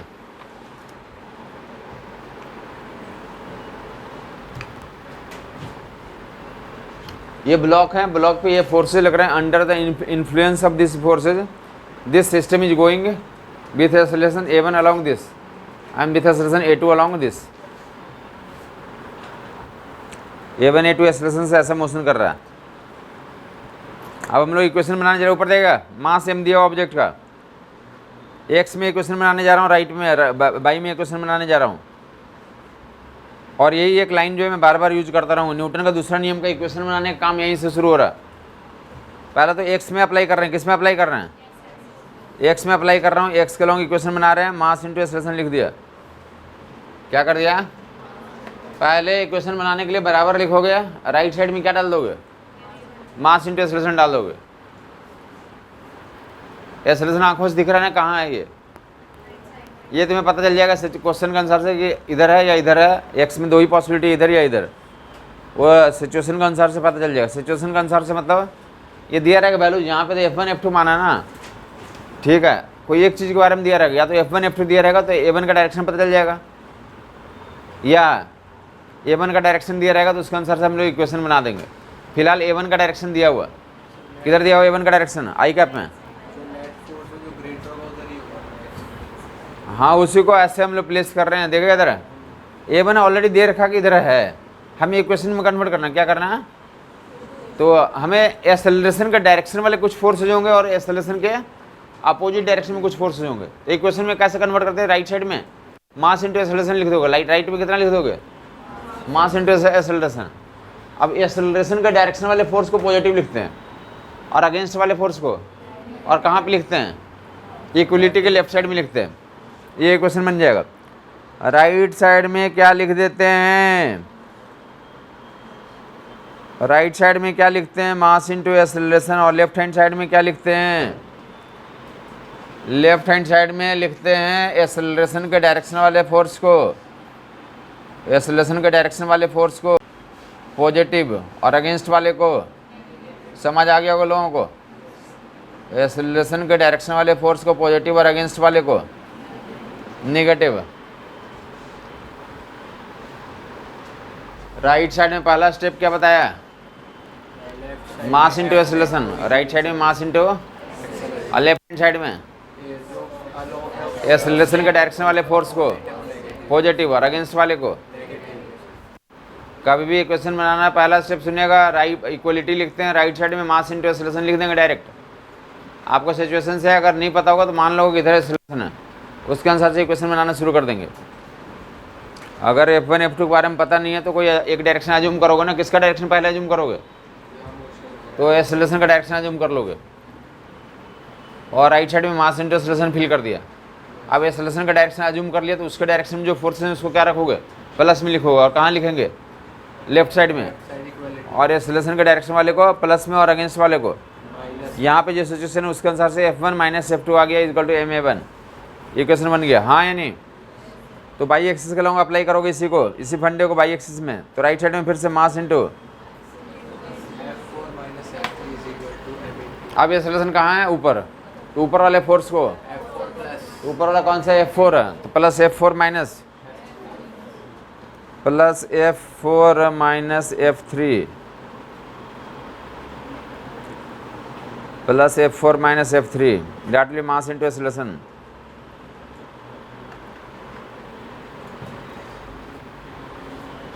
F1 minus F2 is equal to MA1, F4 minus F3 is equal to MA2। दो इक्वेशन क्रिएट कर लिया। अब डिपेंड नहीं करता हमारे पास अननोन्स कितने हैं, वो डिपेंड नहीं करता 1 2 3 4 5 6 कॉरस्पॉन्डिंग कितने दिए होंगे, दो इक्वेशन हमारे पास आ गया। कोई 4 वैल्यूज दिया होगा, सोल्व करके 2 वैल्यूज यहाँ से निकाल लेंगे। समझ आ गया होगा लोगों को, ऐसे हम दो इक्वेशन क्रिएट कर लेंगे एक्स एंड वाई में। डिपेंड करता है, हो सकता है एक ही आए, डिपेंड करता है कौन कितने नोन गिवन है। समझ आई बात। और स्पेशल केस में अगर किसी डायरेक्शन में क्या हमारा, सपोज करें कि एक्स में या वाई में दोनों तरफ एक्सेलरेशन ही 0 है, A1 A2 0 है, तो क्या कंडीशन आ जाएगा, F1 is equal to F2 और F3 is equal to F4। Balance का केस बोलते हैं। अगर एक्सेलरेट नहीं कर रहा तो उस कंडीशन में स्पेशल केस, ऑब्जेक्ट इक्विलिब्रियम में एक्सेलरेशन अगर 0 है, A1 A2 अगर 0 है, तो ऐसा ही क्वेश्चन का स्पेशल केस बना लोगे। अगर एक्सेलरेशन नहीं है सिस्टम में, स्पेशल केस में F1 F2 बराबर F3 F4 बराबर, अदरवाइज जो है जल्दी से 2-3 लोग आपको याद हो गया साहब, बताएंगे क्या इक्वेशन बनाने के लिए तरीका बताया, सुनेंगे इनके बारे में जो बोलेंगे ये। राइट साइड में मास इंटू एक्सेलरेशन लिखते हैं और लेफ्ट साइड में एक्सेलरेशन के डायरेक्शन वाले फोर्स को पॉजिटिव और अगेंस्ट वाले को निगेटिव। सुन लिया साहब आपने, चुप रहेंगे बाकी लोग आप बोलेंगे। गुड, राइट साइड में मास इंटू एक्सेलरेशन लिखते हैं, इतना ही बोलेंगे। आप बताएंगे साहब एक्सेलरेशन के डायरेक्शन वाले फोर्स को पॉजिटिव लिखते हैं और अगेंस्ट वाले को वो कहाँ भर देते हैं, लेफ्ट में। ऐसा करने से इक्वेशन बन जाएगा, बस इतना ही फंडा है। इधर से बोलते हैं साहब, आप बोलते हैं एक बारी, राइट साइड में मास इंटू एक्सेलरेशन लिखते हैं, एक्सेलरेशन के डायरेक्शन वाले फोर्स को पॉजिटिव और अगेंस्ट वाले को, ऐसे हमारा इक्वेशन तैयार हो जाएगा। हर एक को याद हो गया। राइट साइड में क्या लिखते हैं साहब, मास इंटू एक्सेलरेशन, लेफ्ट में एक्सेलरेशन के डायरेक्शन वाले फोर्स को पॉजिटिव और अगेंस्ट वाले को। हर एक आदमी बगल वाले को बताएगा, ऐसे जल्दी से बोलेगा। ये जो पूरे रोटेशन तक या इवन लिक्विड पढ़ेंगे, हर एक जगह पे यही काम करते रहेंगे। एसएम पढ़ेंगे, यही काम करते रहेंगे। तो एक बार एक बगल वाले को आप बता दें काम, इसको तो कौन सा नियम बोलते हैं, बगल में आगे पीछे लेफ्ट राइट अगल बगल ही होता है। बगल वाले को बताएं ऐसा, पास्कल नियम इसी को बोलते हैं कि किसी एक पॉइंट का प्रेशर चेंज करेंगे तो हर एक पॉइंट का प्रेशर क्या होता है, कनेक्टेड ऑब्जेक्ट में ऐसा होगा ना। तो आप एक बार बगल वाले को ट्रांसफर करें, एक बार बातचीत करते रहें। आप अपना बातचीत तो करें, कुछ शांति नहीं, क्रांति की जरूरत है। कोई दूसरी बातचीत ना करें, यही बोले कि मास इंटू एक्सेलरेशन लिख लेंगे बगल राइट साइड में और लेफ्ट हैंड साइड में एक्सेलरेशन के डायरेक्शन में पॉजिटिव और अगेंस्ट वाले को। ये किसको बोलना है, बगल वाले को बोलना। समझ आई बात नहीं आई, एक बार बोलने सब लोग। अब टाइम स्टार्ट हो रहा है।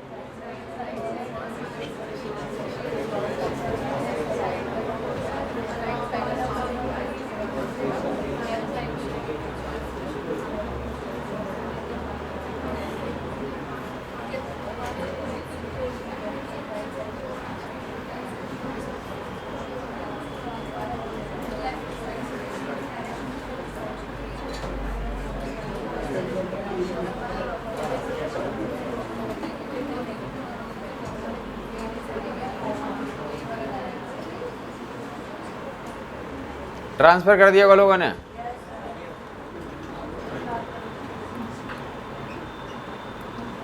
दिवाली में पता है ना, तो कि आस पड़ोस में मिठाई बांटते हैं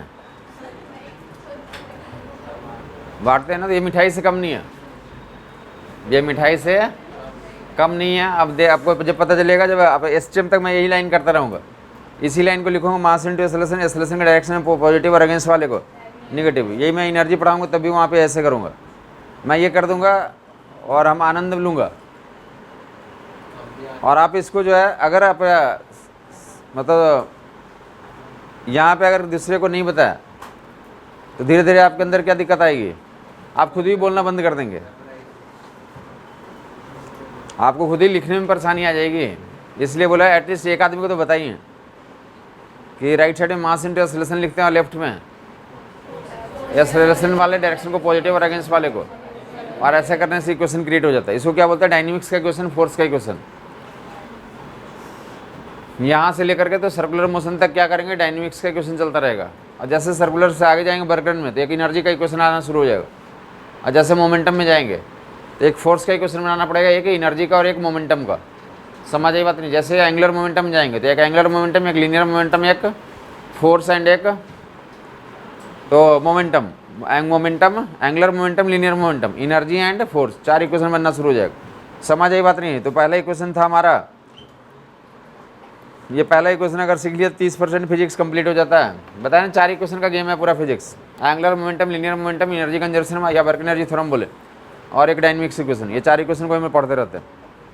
समझ आई बात नहीं आई। 4 इक्वेशंस का गेम है। 1 2 3 4 इक्वेशंस बनाना सीख लिया लोगों ने। तो फर्दर मूव करते, ये जो फोर्सेज थे ना, F1 F2 F3 F force, F1 F2 F3, ये जो फोर्सेज हैं, तो हमने तो यहाँ मान लिया था कि F1 F2 F3 फोर्स है, बट वो वहाँ पे दिया नहीं रहेगा।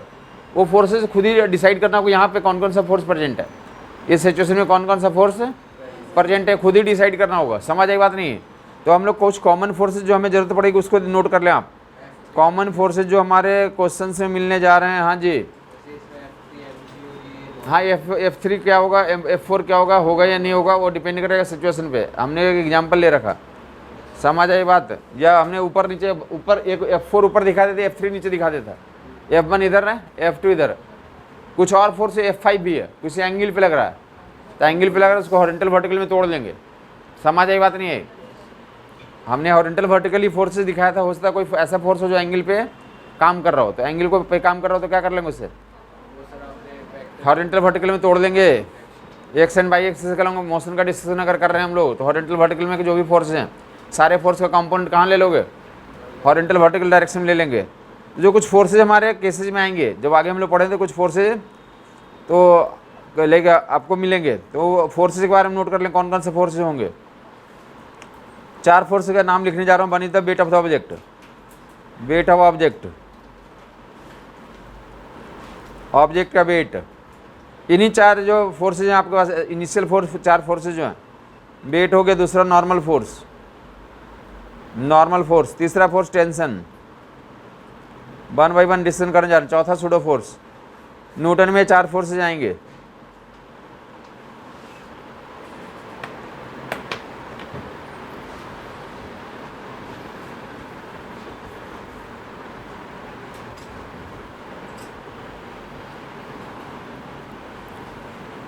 न्यूटन में कितने फोर्स आएंगे, समझ आई बात नहीं? फोर्स लगा के देखोगे तुम, घर पे जाओगे ना, कुछ ऐसे एक्सपेरिमेंट छोटे मोटे काम करके देख लोगे तुम।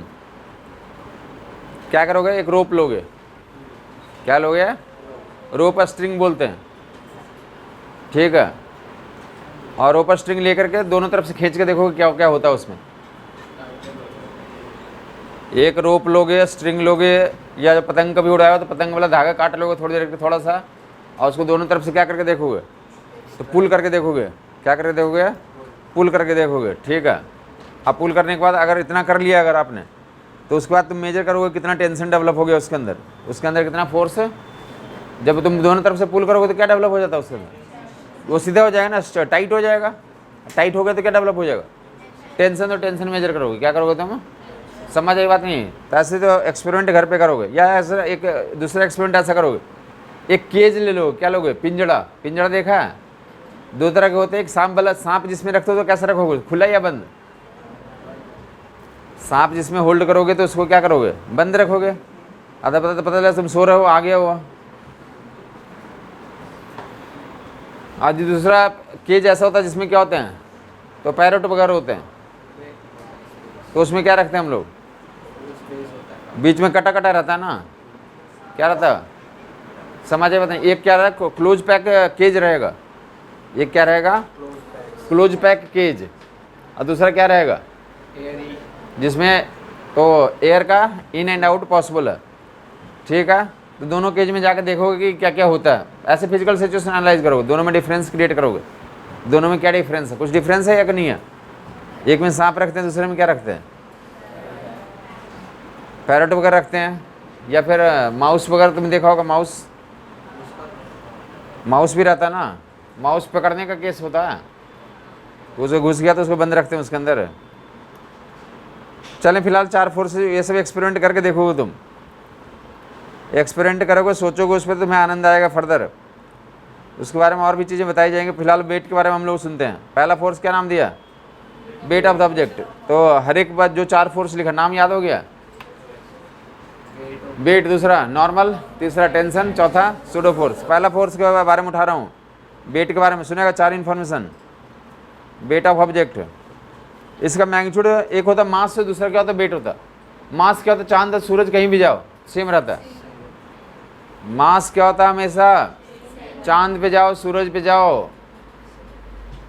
या फिर जो है स्पेसशिप में जाओ, या कहीं भी से सेटेलाइट में जाओ, या लिफ्ट में जाओ, या कहीं और जाओ, हर एक जगह में मास क्या रहेगा।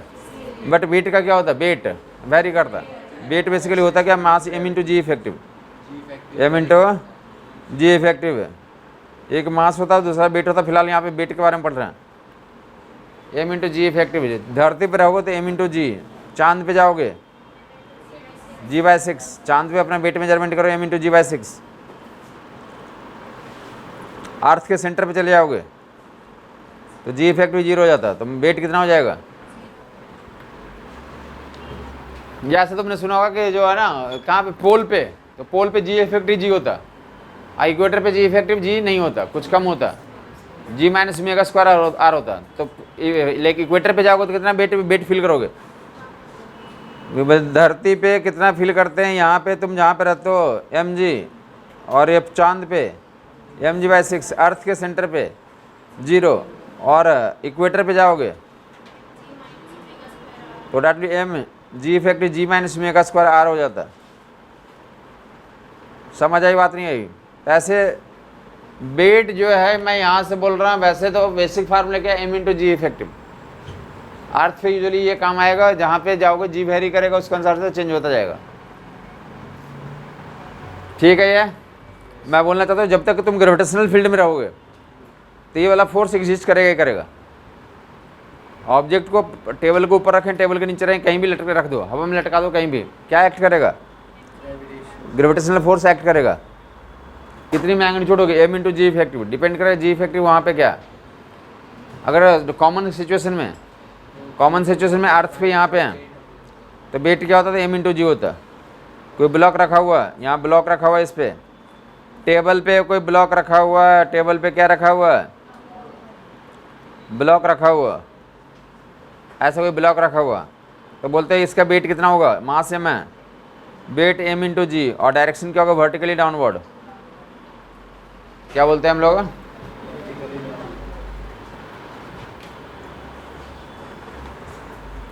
बेसिक डायरेक्शन तो वो होता है हमारा जी इक्विवेलेंट के डायरेक्शन में, बट यहाँ पे फिलहाल जो सिचुएशन दिया हुआ, तो यहाँ पे कोई ब्लॉक रखोगे तो इसमें क्या मानते हैं? जो ग्रेविटेशनल फोर्स का डायरेक्शन वर्टिकली डाउनवर्ड मानते हैं। अदरवाइज तुम जानते हो कि जी इफेक्टिव जिधर आएगा उस डायरेक्शन में काम करता है, बट यहाँ पे कॉमन पर्पस के लिए तो यहाँ ब्लॉक रखा हुआ यहाँ पे, तो जी इफेक्टिव नीचे दिखाते हैं और कितना लिखते हैं? Weight will act vertical downward. पहला कनेक्शन क्या था? वेट की मैग्नीट्यूड mg, डायरेक्शन दूसरा क्या आ गया? Vertically downward. और तीसरा क्यों जी एग्जिस्ट करता है?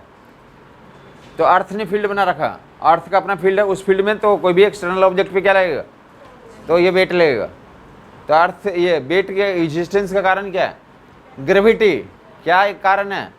ग्रेविटी कारण है। क्लियर है? और चौथा, कब ये डिसअपियर हो जाएगा? तो ग्रेविटी से बाहर चले जाएंगे। जहाँ जब तक ग्रेविटेशनल फील्ड होगा तब तक ये एग्जिस्ट करेगा, ग्रेविटेशनल फील्ड से क्या कर जाएंगे? बाहर चले जाएंगे। तो ये इस फोर्स की वैल्यू कितनी हो जाएगी? समझ आ गया होगा। 4 केसेस हम लोग किसी भी फोर्स के लिए स्टडी करेंगे। एक तो मैग्नीट्यूड, तो एम इंटू जी, डायरेक्शन वर्टिकली डाउनवर्ड। तीसरा क्या बता दिया? तो कब क्यों एग्जिस्ट करता है? ग्रेविटी के कारण। ग्रेविटी ने फील्ड बना रखा, उस फील्ड में तुम हो तो तुम्हें क्या एक्ट करेगा? तो वेट एक्ट करेगा। कब डिसअपियर हो जाएगा? जब ग्रेविटेशनल फील्ड से बाहर चले जाएंगे। जहाँ पे ग्रेविटी एब्सेंट होगी तो वहाँ पे ग्रेविटेशनल फोर्स की वैल्यू क्या हो जाएगी? तो ऐसा कर लेंगे आप, तो आगे मूव करोगे। 4 कंडीशंस आपको पता चल गया। लेकिन दूसरा नॉर्मल फोर्स, नॉर्मल फोर्स ऐसे क्या नाम देते हैं? नॉर्मल फोर्स को क्या बोलते हैं? Contact force. बच्चा देश में जानता है कि नॉर्मल इसलिए कहते हैं क्योंकि सरफेस के नॉर्मल लगता है। इस फोर्स का डायरेक्शन किधर होगा? Normal to the surface, perpendicular to the surface, इसलिए क्या बोलते हैं इसे? और कब लगता है? कांटेक्ट में लगता है। दो लोग कांटेक्ट में होंगे तो क्या होगा? कांटेक्ट फोर्स लगेगा। इसलिए क्या नाम देते हैं? Contact force. कांटेक्ट फोर्स क्यों न बोलते हैं इसे? कांटेक्ट में ही लगता है। जब दो चीज़ें आपस में कांटेक्ट में होगी तभी ये लगेगा, इसलिए क्या नाम देते हैं? समझ आई बात नहीं? मतलब इसका एग्जिस्टेंस का कारण क्या हुआ? कांटेक्ट। ये क्यों एग्जिस्ट करता है? कांटेक्ट। कांटेक्ट होने से होता ही क्या है आखिर? कांटेक्ट होने, दो चीज़ जब कांटेक्ट में आती है तो होता ही क्या? दो चीज़ जब कांटेक्ट में आती है तो क्या होता है? इसमें लिखने वाली बात नहीं है, सुनने वाली बातें ज़्यादा है।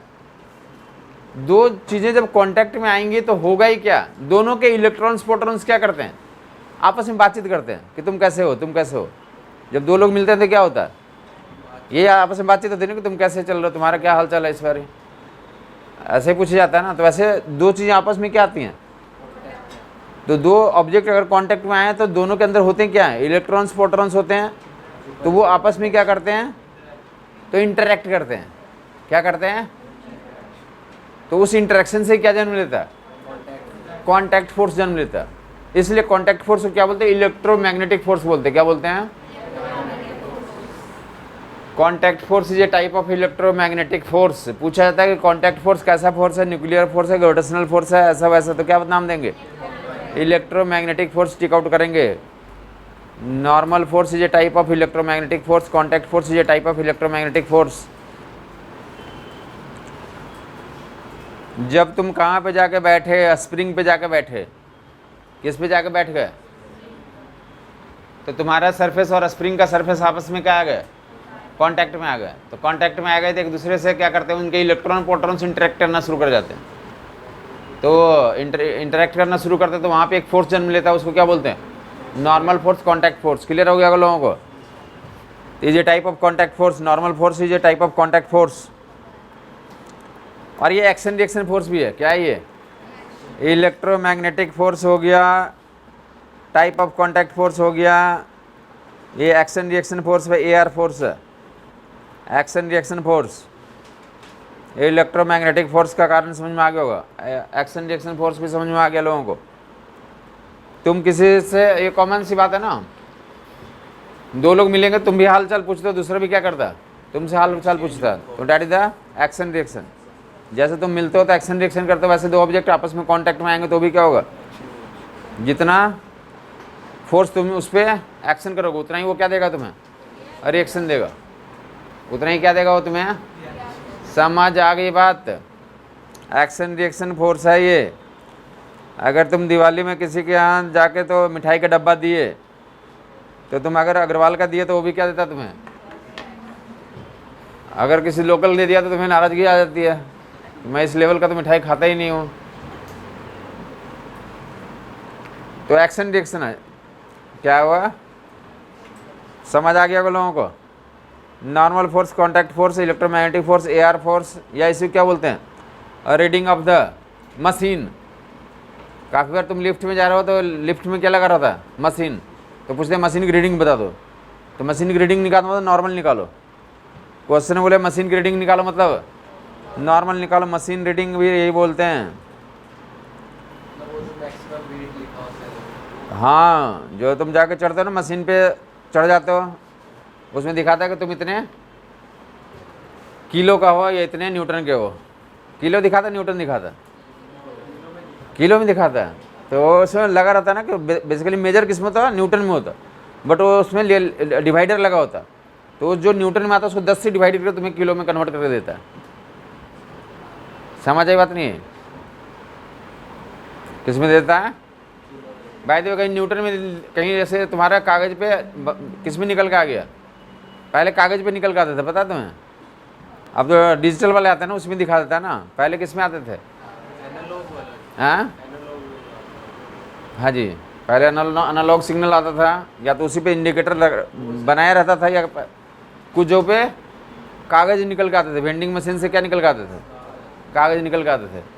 उसमें लिखा रहता था कि आप इतने 50 किलो के हैं, और साथ में उसमें और उसका आज का प्रिडिक्शन भी लिखा रहता था। आज का प्रिडिक्शन लिखा रहेगा कि आज आपको बहुत सारा पैसा की आमदनी होने वाली है, या आज आपको नौकरी लगेगी, ऐसा कुछ आता था, या आज आपको सुंदर लड़की या लड़के से मुलाकात होगी, साथ में ऐसा भी लिखा आता था। जैसा जिसका डिमांड है उसके अनुसार से वो देते थे अंदर से। ऐसे होता है क्या? कुछ तो लाइन में होता है, वैसे हाथों के लाइन में कुछ तो होता है। क्योंकि जब मैं एक बार अपने समय में जब प्रिपरेशन कर रहा था तो सिनेमा देखने गया था। पटना में जाओगे ना, गांधी मैदान है, तो उसी के सामने 2-3 PVR हैं, या पहले हॉल होते थे। तो ना टाइम, उसमें कुछ टाइम था भी स्टार्ट होने में, तो सामने लालू यादव का रैली चल रहा था। तो हमने सोचा चलो उधर भी देख लेते क्या होता है, अब तो टाइम है ही। तो पहले मैं उधर गया, फिर मतलब यहाँ पे कुछ देखने लायक है नहीं, तो वहाँ पे कुछ देखने लायक था ही नहीं। लालू यादव आया, उसमें जो वहाँ के होते हैं ना, वो DM और SP वगैरह होते हैं, सब जाके उसको पैर और छू रहे थे। हम बोले यहाँ पे क्या करना, यहाँ पे तो सब मिला जुला सरकार है। लालू यादव को पैर छू रहे हैं तो इसका मतलब जो है आप समझ नहीं सकते हैं कि पैर छूने का मतलब होता है कि दोनों क्या है? हॉस्टाइल है एक दूसरे के, मतलब दोनों एक दूसरे के लिए काम करते हैं। समझ ये बात नहीं है? तो फिर मैं सोचा चलो, और साइड में ना कुछ लेकर के अपना बैठे हुए थे जिसमें बोलता कि हाथ देखने वाला काम था, मतलब ये भी दिखाई लेते हैं आज ही। तो हमने उसको दिखाया एक बार, क्या देखो क्या होने वाला है इसमें, हमसे टाइम तो है ही। तो उसने बोला है कि तुम्हारा जो है कि 6 महीने, अगले 6 महीने में तुम्हारा जॉब लगने वाला है, ठीक है। तो हम तो जॉब तो हम तैयारी कर ही नहीं रहे हैं, हम तो तैयारी कर रहे हैं IIT के लिए। तो हमें थोड़ा लगा कि हो सकता है ऐसा कुछ बोल रहा हो, और सही में अगले साल हमारी रैंक सही आ गई थी। तो हमें लगता है सही में कुछ ऐसा होता। चले फिलहाल जो है मशीन में निकला था, आदमी बैठा हुआ था। वो जाओगे कभी, कोई पटना का है या नहीं है यहाँ पे? अच्छा, पटना का कोई आदमी है ही नहीं? अच्छा, पटना का कोई नहीं है यहाँ पे? गांधी मैदान सुना नहीं सुना?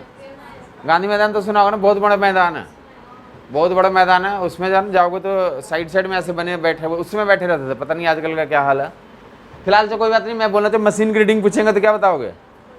मशीन ग्रेडिंग पूछेंगे तो क्या बताओगे? समझ आई बात नहीं? मशीन ग्रेडिंग पूछेंगे तो भी क्या होगा? नॉर्मली पूछ रहे हैं। या फिर ध्यान सुनोगे, पूछेंगे 2 लोग हैं, A एंड B है, 2 लोग क्या हैं? आज सवाल पूछे A ने B पे फोर्स लगाया, वो बताओ। आदमी नहीं रहेगा, वो क्या रहेगा? A और B ब्लॉक रहेगा। क्या रहेगा? समझ आई बात? तो ब्लॉक A ने ब्लॉक B पे फोर्स लगाया, तो क्या लगाएगा वो?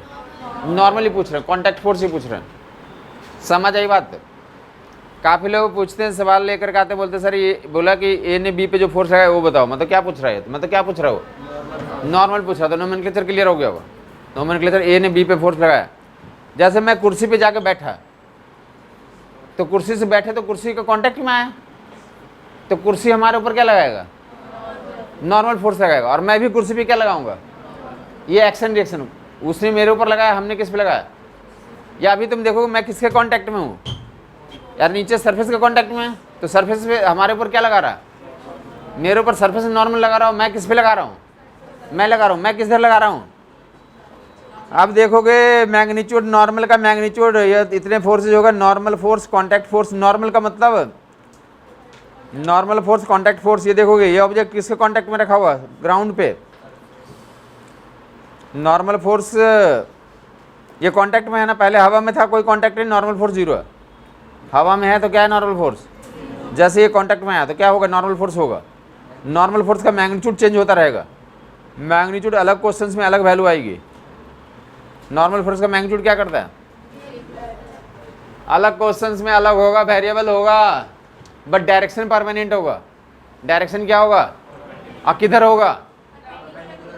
किसके परपेंडिकुलर? कॉन्टैक्ट सरफेस के परपेंडिकुलर। ये जो कॉन्टैक्ट सरफेस है इसके परपेंडिकुलर। और किधर होता है? टुवार्ड्स द ऑब्जेक्ट होता है। कॉन्टैक्ट सरफेस के perpendicular and towards the object. ये कॉन्टैक्ट है, कॉन्टैक्ट है, कॉन्टैक्ट है, ठीक है। ये दोनों का कॉन्टैक्ट पॉइंट, तो कॉन्टैक्ट सरफेस के perpendicular and towards the object. And समझ आई बात? कॉन्टैक्ट सरफेस के perpendicular and towards the object. Clear बात है? ये देखते कहाँ से? काफ़ी लोग इसको ऐसे बढ़ा देते हैं और बोलते हैं कि अगर ऐसी बात है वेक्टर में पढ़ा के खींच दो कोई दिक्कत नहीं है, तो बोलते हैं कि ये तो अवे फ्रॉम द ऑब्जेक्ट हो गया। अवे फ्रॉम द ऑब्जेक्ट नहीं है क्या? ये टुवार्ड्स द ऑब्जेक्ट है। कहाँ से देखते हैं? कॉन्टैक्ट पॉइंट से देखते हैं। कॉन्टैक्ट पॉइंट से देखोगे तो नॉर्मल फोर्स, कॉन्टैक्ट फोर्स का डायरेक्शन किधर होता है? टुवार्ड्स द ऑब्जेक्ट होता है। क्लियर बात हो गई? कहाँ से देखते हैं? जहाँ पे दोनों का आपस में कांटेक्ट हो रहा है, इसको क्या बोलते हैं? Touch me surface. क्या? Touch me surface. Touch me surface से देखेंगे। क्लियर हो गया होगा लोगों को? नॉर्मल विल बी टुवर्ड्स, ये परमानेंट रहेगा। नॉर्मल विल बी तो normal to perpendicular to the surface, towards the surface. Direction permanent लिख लेंगे, perpendicular to contact and towards object.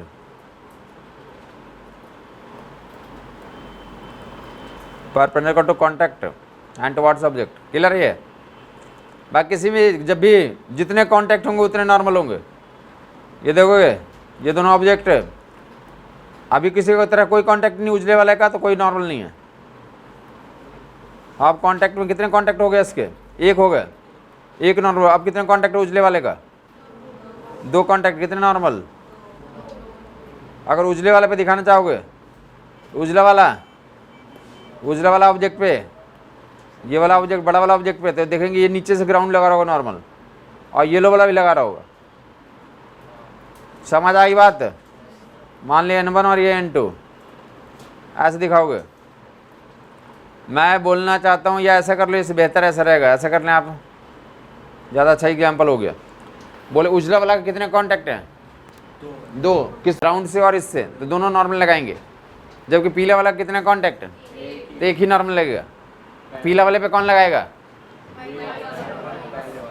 तो पीला वाला पे वाइट वाला लगाएगा, वाइट वाला पीले वाले की तरफ लगाएगा, मतलब आई कैप में लगाएगा। वाइट वाला इस पे जो नॉर्मल लगाएगा उसका डायरेक्शन क्या होगा। समझ आई बात, नहीं आई, ठीक है। ये कॉमन से इतना ही पढ़ रहे हैं कि तुम अगर बहुत लोग लाइन में लगे हैं, बहुत लोग लाइन में लगे हैं, ठीक है। ये तो तुम आगे वाला से मजा लेना चाहते हो तो क्या करते हो, आगे वाला को ऐसे पुश करते हो, किसकी तरफ पुश करते हो, अपनी तरफ या उसकी तरफ।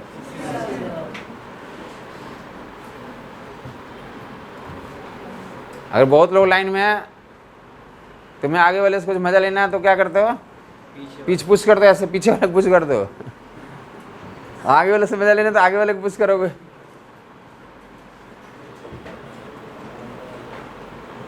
जो तुम पुश कर रहे हो वही क्या लग रहा है, नॉर्मल। पुश करने के लिए कांटेक्ट में जाओगे, नहीं जाओगे, जाएंगे ना। तो तुम जैसे कांटेक्ट में आएगा अपने ऑटोमेटिक क्या लग जाएगा। तुम गलती से भी कांटेक्ट में आ जाओगे, तुम्हारी तरफ देखता है वो, गलती से भी कांटेक्ट में आ गया तो भी वो तुम्हारी तरफ देख लेता कि तुम्हारी इच्छा नहीं भी है, तो भी उसके ऊपर नॉर्मल ऑटोमेटिक लग जाता है। समझ आई बात। जो तुम किसी के टच में जाते हो वैसे जो है तो उसको फील हो जाता है कि इसने टच में आया, तो डैट इधर नॉर्मल फोर्स लगा दिया तुमने। किधर लगाया, उसकी तरफ लगाया। नॉर्मल फोर्स कभी जब कभी भी कांटेक्ट में होंगे, दो चार एग्जांपल दे देता हूँ। नॉर्मल फोर्स सरफेस का नॉर्मल टुवर्ड्स द ऑब्जेक्ट, एक ऑब्जेक्ट ऐसा दिखा दिया, ये जो क्या बोलते हैं incline plane, block incline plane पर रखा हुआ, तो क्या बताओगे, इन दोनों का कांटेक्ट ये है, कांटेक्ट के perpendicular towards the object, normal force का डायरेक्शन ऐसा हो जाएगा, कांटेक्ट सरफेस के परपेंडिकुलर टुवर्ड्स द ऑब्जेक्ट। ये इंक्लाइन प्लेन हमारा कांटेक्ट पॉइंट है, ये ऐसा, इसी का परपेंडिकुलर टुवर्ड्स द ऑब्जेक्ट ऐसे दिखाएंगे, ये नॉर्मल फोर्स हो गया।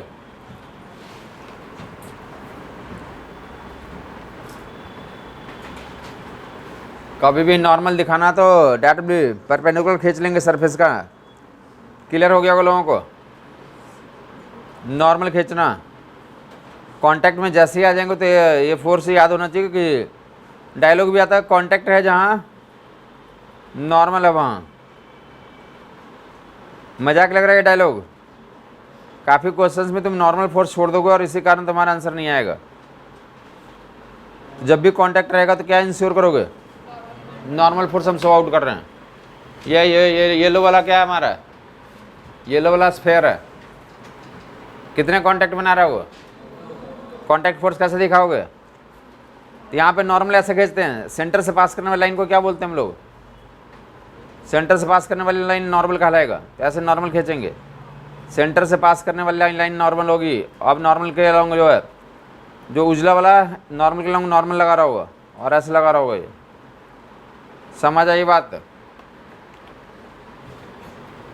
ग्राउंड हॉरिजॉन्टल सरफेस पे नॉर्मल दिखा दिया गया, इंक्लाइन प्लेन पे दिखा दिया गया। ऐसे कोई स्फीयर रहेंगे चिपका हुआ दो सरफेस से, तो कैसे नॉर्मल दिखाते हैं, सेंटर से पास करने वाली लाइन को नॉर्मल बोलते हैं। यहाँ पे किस कौन सी लाइन को नॉर्मल बोलते हैं, सेंटर से पास करने वाली लाइन को नॉर्मल बोलते हैं।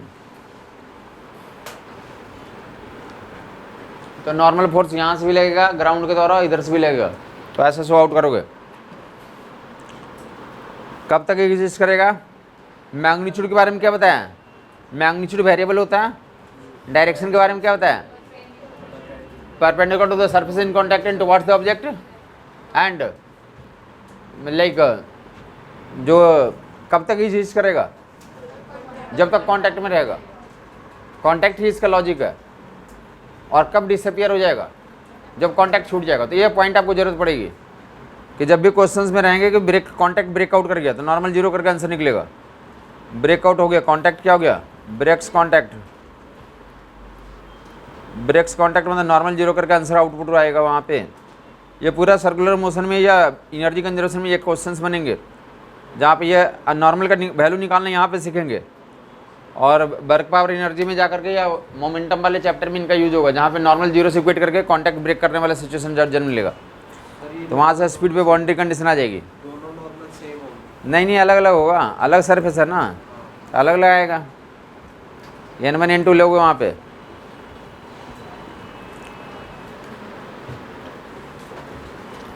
तो नॉर्मल फोर्स का या नाम याद हो गया, ए बी पे लगाता है नॉर्मल कहलाता है, मशीन की रीडिंग नॉर्मल आती है, या फिर जो है नॉर्मल फोर्स या कॉन्टैक्ट फोर्स नाम देते हैं। कॉन्टैक्ट फोर्स इलेक्ट्रोमैग्नेटिक फोर्स है, एक्शन रिएक्शन फोर्स है, ये टाइप ऑफ कॉन्टैक्ट फोर्स है। बाकी मैग्नीट्यूड तो वेरी करता रहेगा और डायरेक्शन परमानेंट रहेगा। Contact surface perpendicular towards the object, and जब तक कॉन्टैक्ट रहेगा नॉर्मल होगा। ब्रेकआउट हो गया तो क्या हो गया हमारा, जब ब्रेकआउट होगा तो नॉर्मल निगेटिव भी ले सकते हो, जीरो से कम कर दो, वहाँ बाउंड्री कंडीशन वहाँ से हो जाएगा। कॉन्टैक्ट में है ऑब्जेक्ट, इन कॉन्टैक्ट है, कॉन्टैक्ट है, कॉन्टैक्ट है, मतलब क्या रखोगे, इन कॉन्टैक्ट है, मतलब इन पॉजिटिव कंडीशन अप्लाई करोगे। इनसे बहुत सारे क्वेश्चंस का सॉल्यूशन निकलेगा, जहाँ पे लेस देन या ग्रेटर देन वाला कंडीशन रहेगा तो यही रहेगा, यूज होगा। लेस देन जीरो कैसे? इक्वल टू जीरो क्या हो गया हमारा, कॉन्टैक्ट कॉन्टैक्ट छूट गया। तो फर्दर और कैसे हम लोग क्या कर सकते हैं, वहाँ पे कभी स्पीड कम या ज़्यादा में स्ट्रोक आउट करना होगा, तो वहाँ से लेस देन जीरो का लेके इन्फॉर्मेशन से हमारा तो कनेक्शन हो जाएगा। क्रिटिकल वैल्यू लेते हैं जीरो को, बाकी कांटेक्ट है ही नहीं, तो लेस देन जीरो से तो इंश्योर हो जाता है कि कांटेक्ट नहीं है डेफिनेटली। कांटेक्ट में बना रहेगा तो एन पॉजिटिव यूज करके काम करेंगे। काफ़ी जगहों पे क्वेश्चंस का सॉल्यूशन मैं यहाँ से निकालूंगा आंसर। आगे मूव करोगे, नेक्स्ट फोर्स टेंशन फोर्स कहाँ होता है, स्ट्रिंग में, रोप में, चेन में। स्ट्रिंग होगा, स्प्रिंग होगा, रोप होगा, चेन होगा, इन सभी पे कौन सा फोर्स लगेगा, इन सभी में टेंशन फोर्स होगा। जन्म कैसे देते हैं इनमें, रोप, चेन, स्ट्रिंग, स्प्रिंग, इन सभी में टेंशन होगा। कोई स्ट्रिंग है तो क्या बताया, किसी स्ट्रिंग को अपोजिट डायरेक्शन में खींचोगे तो क्या जन्म हो जाएगा, टेंशन।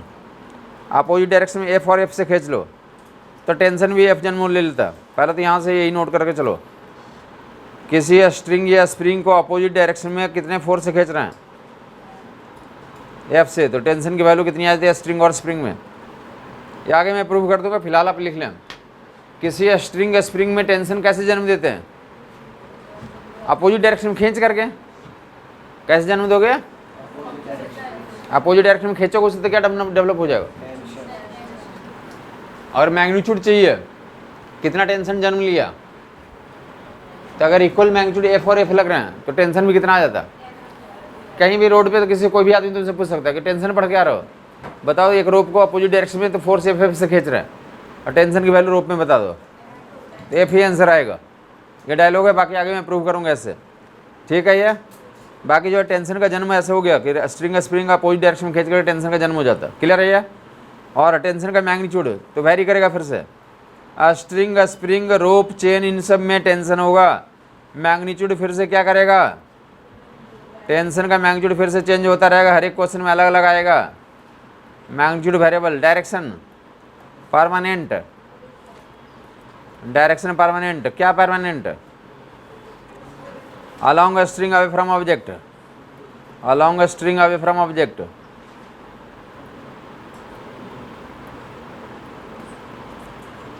टेंशन का डायरेक्शन ऐसा यूज करोगे, along a string away from the object।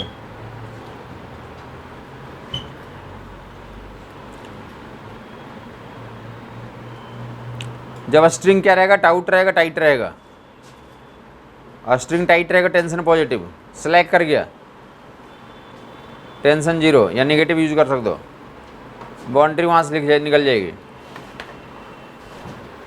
जब स्ट्रिंग टाइट है, पतंग उड़ रहा है तो टेंशन कौन सा है, पतंग उड़ रहा तो ये केस होगा, अब पतंग कट गया टेंशन जीरो, एक फोर्स हट गया, एक फोर्स हट गया, लूज हो गया ना, लूज हो गया टेंशन जीरो। स्लैक हो जाना, स्ट्रिंग को काट दिया, टेंशन क्या करोगे, जीरो। ठीक है। टेंशन को कैसे डेवलप करते हैं, तो किसी रोप पे, स्ट्रिंग पे, स्प्रिंग पे अपोजिट डायरेक्शन में फोर्स लगाओ तो क्या डेवलप हो जाएगा, तो टेंशन डेवलप हो जाएगा। और टेंशन का direction along the string away from the object. Spring balance की रीडिंग निकालो तो टेंशन ही पूछे जाते हैं। स्प्रिंग बैलेंस की रीडिंग कभी पूछा गया तो क्या पूछ रहे हैं वो, लटका दो ब्लॉक को स्ट्रिंग के थ्रू। ये ब्लॉक है, लटका दिया गया स्ट्रिंग के थ्रू। ये ब्लॉक है, मास है, मैं क्या बता, डायरेक्शन क्या बताया था, along the string, along the string away from the object. तो जे कैप में आ जाएगा। कहाँ से देखेंगे, जिस पॉइंट पे बंधा हुआ, जिस पॉइंट पे बंधा हुआ वहाँ से बाच आउट करेंगे। तो किधर बताएंगे direction, along the string away from the object, along the string away from the object, along the string. कहाँ से देखते हैं, जहाँ से बंधा हुआ ऑब्जेक्ट और स्ट्रिंग बंधा हुआ, जहाँ से उस पॉइंट देखेंगे। अलोंग द स्ट्रिंग मतलब ये हुआ, और अवे फ्रॉम द ऑब्जेक्ट तो डेट बिल टी हो गया। और कौन सा फोर्स लग रहा होगा यहाँ पे, ऑब्जेक्ट का वेट लग रहा होगा mg। जो ऑब्जेक्ट पे जो फोर्सेज लग रहे हैं, जो पॉसिबल फोर्सेज होंगे, सभी फोर्सेज को डायग्राम में दिखा देने को क्या बोलते हैं, फ्री बॉडी डायग्राम बनाना। यहाँ पे देखा गया स्ट्रिंग है, टेंशन होगा, ग्रेविटेशनल फील्ड में वेट होगा, इन दोनों फोर्सेज को डायग्राम में शो आउट कर दिया। वेट नीचे वर्टिकली डाउनवर्ड और टेंशन ऊपर, along the string away from the object. ये डायग्राम जो बन गया इसको क्या बोलते हैं, फ्री बॉडी डायग्राम बोलते हैं। किसी ऑब्जेक्ट पे जितने फोर्स लग रहे हैं सभी को दिखा देने को क्या बोलते हैं, फ्री बॉडी डायग्राम बोलते हैं। क्या बोलते हैं इसे, ओके। और भाई इक्विलिब्रियम के लिए क्या लिखोगे यहाँ पे, वर्टिकल इक्विलिब्रियम के लिए टी इक्वल टू लटका हुआ, T equal to mg। Vertical equilibrium के लिए T equal to mg utilize कर लेंगे। टेंशन क्या होगा, पॉजिटिव, मतलब क्या हुआ, टाउट है सिस्टम, स्लैक हो गया मतलब टेंशन जीरो, स्लैक हो गया मतलब टेंशन जीरो। फर्दर आपको बोल दिया गया कि अगर स्प्रिंग बैलेंस की रीडिंग पूछा जाएगा तो भी क्या निकालने बोल रहे हैं, टेंशन निकालने बोल दिया। दो तरह का स्ट्रिंग होता है, एक लाइट स्ट्रिंग, स्ट्रिंग के लिए जो बोल रहे हैं स्प्रिंग के लिए इक्वली एप्लीकेबल होगा। हमें स्ट्रिंग और स्प्रिंग दोनों में, स्ट्रिंग में तो दोनों पढ़ना है। स्ट्रिंग में क्या पढ़ना है, तो हेवी भी तो कुछ देखने हैं, हेवी के स्ट्रिंग हेवी रहेगा। हेवी मतलब कौन सा स्ट्रिंग, मास वाला। मास वाला मतलब क्या, मास वाला का मतलब क्या, अरे जो बाहर निकाल लो यार, अरे मास वाला ये उड़ेगा ना, फैन में कट सकता है, बाहर उड़ा दो उसको। हेवी हैं, नहीं दूसरा पकड़ता है ना तो देख के आपको लगेगा, आप भी पकड़ोगे तो फिर कोई दिक्कत नहीं। हाँ यहाँ पे तो शायद बीमार है तो पकड़ा ही गया हो, तो अगर तंदुरुस्त होता तो इधर आता ही नहीं हो। स्ट्रिंग दो तरह के होंगे, एक मोटा एक पतला। मोटा मतलब जैसे माउंटेनियरिंग करते हैं, जैसे माउंटेनियरिंग करते हैं तो पतला वाला से करोगे तो कर पाओगे क्या। जो पतंग उड़ाते हैं क्या हो गया, पतंग उड़ाने वाला इधर होगा, और जो माउंटेनियरिंग करेंगे उधर होगा, हाँ या नहीं। तो देखोगे कौन सा पहले चर्चा करूँ, पतंग वाला। तो पतंग वाला में क्या होता है, हर एक पॉइंट पे टेंशन क्या रहेगा, सेम रहेगा। और स्प्रिंग वाला, हमें स्प्रिंग कौन सा स्प्रिंग पढ़ना है, मासलेस वाला पढ़ना है। स्प्रिंग में पढ़ना कौन सा केस पढ़ना है, स्प्रिंग जो मेट्रो के दो बोगीज में, मेट्रो के दो बोगीज को कनेक्ट करने के लिए भी स्प्रिंग होती है, वो वाला स्प्रिंग नहीं पढ़ना। समझ रहे हो, वो तो मोटा होता है, समझ में, वो मास होता है उसके अंदर, बहुत ज़्यादा मास होता है, तो वो नहीं पढ़ना है। कौन सा पढ़ना है, स्ट्रिंग में दोनों का आइडिया लेना है, बट स्प्रिंग में तो मासलेस वाले में क्या बताया, tension each and every point पे क्या होगा, सेम होगा, हाँ या नहीं। Tension each and every point पे क्या होगा। एक क्वेश्चन जो है तो हर एक किताब में दिया हुआ, देख लें, यहाँ पे उसका सोल्यूशन यहीं पे बता देता हूँ। ये टी की वैल्यू कितनी हो गई, mg हो गई, इसकी याद हो गया सब लोगों को। क्या साइंस इसके अंदर देखोगे तुम, टी इक्वल टू mg में क्या साइंस दिख रहा है आपको, क्या साइंस दिख रहा है। बोले कि जिस पॉइंट पे टेंशन निकालना, यहाँ पे टेंशन निकालना, तो इसके नीचे वाले मास को g से गुना कर देते हैं, या g इफेक्टिव से गुना कर देते हैं। जिस पॉइंट पे टेंशन निकालना उसके नीचे वाले मास को किससे गुना कर देते हैं। किस केस में लागू होता है, जब इक्विलिब्रियम में रहेगा सिस्टम, स्टेशनरी सिस्टम रहेगा, तो वहाँ पे जिस पॉइंट पे टेंशन निकालना उस पॉइंट, जिस पॉइंट पे टेंशन निकालना, उसके नीचे वाला मास को किससे गुना कर देते हैं, जी इफेक्टिव से गुना कर देते हैं। यहाँ पे सिर्फ जी इफेक्टिव जी है इसलिए जी लिख दिया, अदरवाइज किससे इफेक्टिव जी गुना कर देंगे। आगे हर एक केस में जी को जी इफेक्टिव से रिप्लेस करेंगे। अगर किसी को दिक्कत है यहाँ भी लिख सकते हो। क्या फंडा दिया टेंशन के लिए बेटा बताएंगे, जिस पॉइंट पे टेंशन निकालना है उसके नीचे वाला मास को जी से गुना कर देंगे, जी इफेक्टिव से क्या कर देंगे, गुना कर देंगे। क्लियर बात हो गई। जिस पॉइंट पे टेंशन निकालना है, ऊपर देखेगा ऐसा सवाल भी रहता है, टेंशन निकाल लिया आपने, T equal to M G, सवाल दे रहते दो स्प्रिंग बैलेंस लगा दिया, बोला स्प्रिंग ए स्प्रिंग बी, ऐसा स्प्रिंग बैलेंस है। मैंने क्या बताया कि यहाँ से यहाँ तक टेंशन सब जगह सेम होगा। अगर स्ट्रिंग रहता तो भी यहाँ से यहाँ तक हर एक पॉइंट में टेंशन क्या होगा, और स्प्रिंग बैलेंस लगा दे तो भी लाइट स्प्रिंग बैलेंस है, तो टेंशन यहाँ से यहाँ तक क्या होगा। तो पूछेगा स्प्रिंग बैलेंस इसकी रीडिंग बता दो, इसका ए और बी नाम दे दिया, तो दोनों के स्प्रिंग, यहाँ पे स्प्रिंग बैलेंस की रीडिंग जितनी आएगी और यहाँ पे स्प्रिंग बैलेंस की रीडिंग जितनी आएगी, दोनों क्या रहेगा, समझ आ गया। हर एक किताब में ऐसे एक डायग्राम बनाया हुआ कि स्प्रिंग बैलेंस की रीडिंग ए में ज़्यादा बी में ज़्यादा है। स्प्रिंग हमें कौन सा स्प्रिंग पढ़ना है, लाइट स्प्रिंग। लाइट स्प्रिंग में हर एक पॉइंट पे टेंशन क्या रहेगा, सेम रहेगा। दोनों कितना रीडिंग दिखाएगा, दोनों एम जी रीडिंग ही दिखाएगा। स्ट्रिंग का जो टेंशन और जो ड्रिल मशीन होगी वो दोनों सेम। स्ट्रिंग का टेंशन और स्प्रिंग बैलेंस की रीडिंग सेम होती है। स्प्रिंग बैलेंस देखा है, कहीं भी सब्जी मार्केट में देखोगे, आपके घर के आसपास सब्जी बेचने आता है, उसके पास स्प्रिंग बैलेंस होता। समझ ये बात नहीं है, स्प्रिंग बैलेंस की रीडिंग।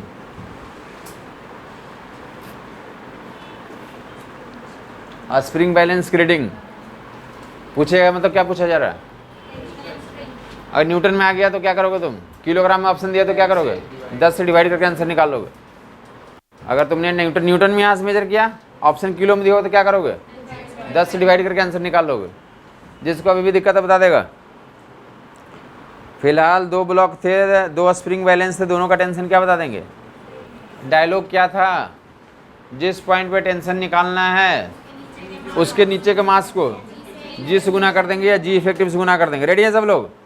तो देखो यहाँ पे एक ही स्ट्रिंग था तो एक यहाँ पे टेंशन कंप्लीट यहाँ से वहाँ तक सेम ही रहेगा। अब देखोगे तुम, बाय द वे ऊपर देगा, यहाँ पे एक और मास आ गया, ये M1 कर दें ये M2 कर दें, ऊपर देगा। आप पूछिएगा कि यहाँ पे, तो यहाँ पे नीचे मास कितना है, तो यहाँ पे टेंशन M1 जी होगा, यहाँ से यहाँ तक कितना रहेगा, जबकि यहाँ पे पूछा जाएगा इसके नीचे का मास कितना है, टोटल मास। दोनों टेंशन लगा रहा होगा, तो यहाँ का टेंशन पूछेगा तो M1 प्लस M2 इंटू जी, यहाँ से यहाँ तक टेंशन कितना बताओगे, M1 प्लस M2 इंटू जी। क्लियर बात हो गई। जिस पॉइंट पे टेंशन निकालना है उसके नीचे के मास को, यहाँ पे टी डैश की वैल्यू, जिस पॉइंट पे टेंशन निकालना है M1 प्लस M2 जी, लटका हुआ सिस्टम में, लटका हुआ सिस्टम में यहाँ पे टेंशन M1 जी, जिस पॉइंट पे निकालना उसके नीचे का मास को जी से गुना कर देते हैं, जिस पॉइंट पे निकालना उसके नीचे का मास को जी से गुना कर देते हैं। समझ आ गई बात। जिस पॉइंट पे निकालना उसके नीचे के मास को जी से क्या कर देंगे, याद रह जाएगा, टेंशन की वैल्यू आ जाएगी।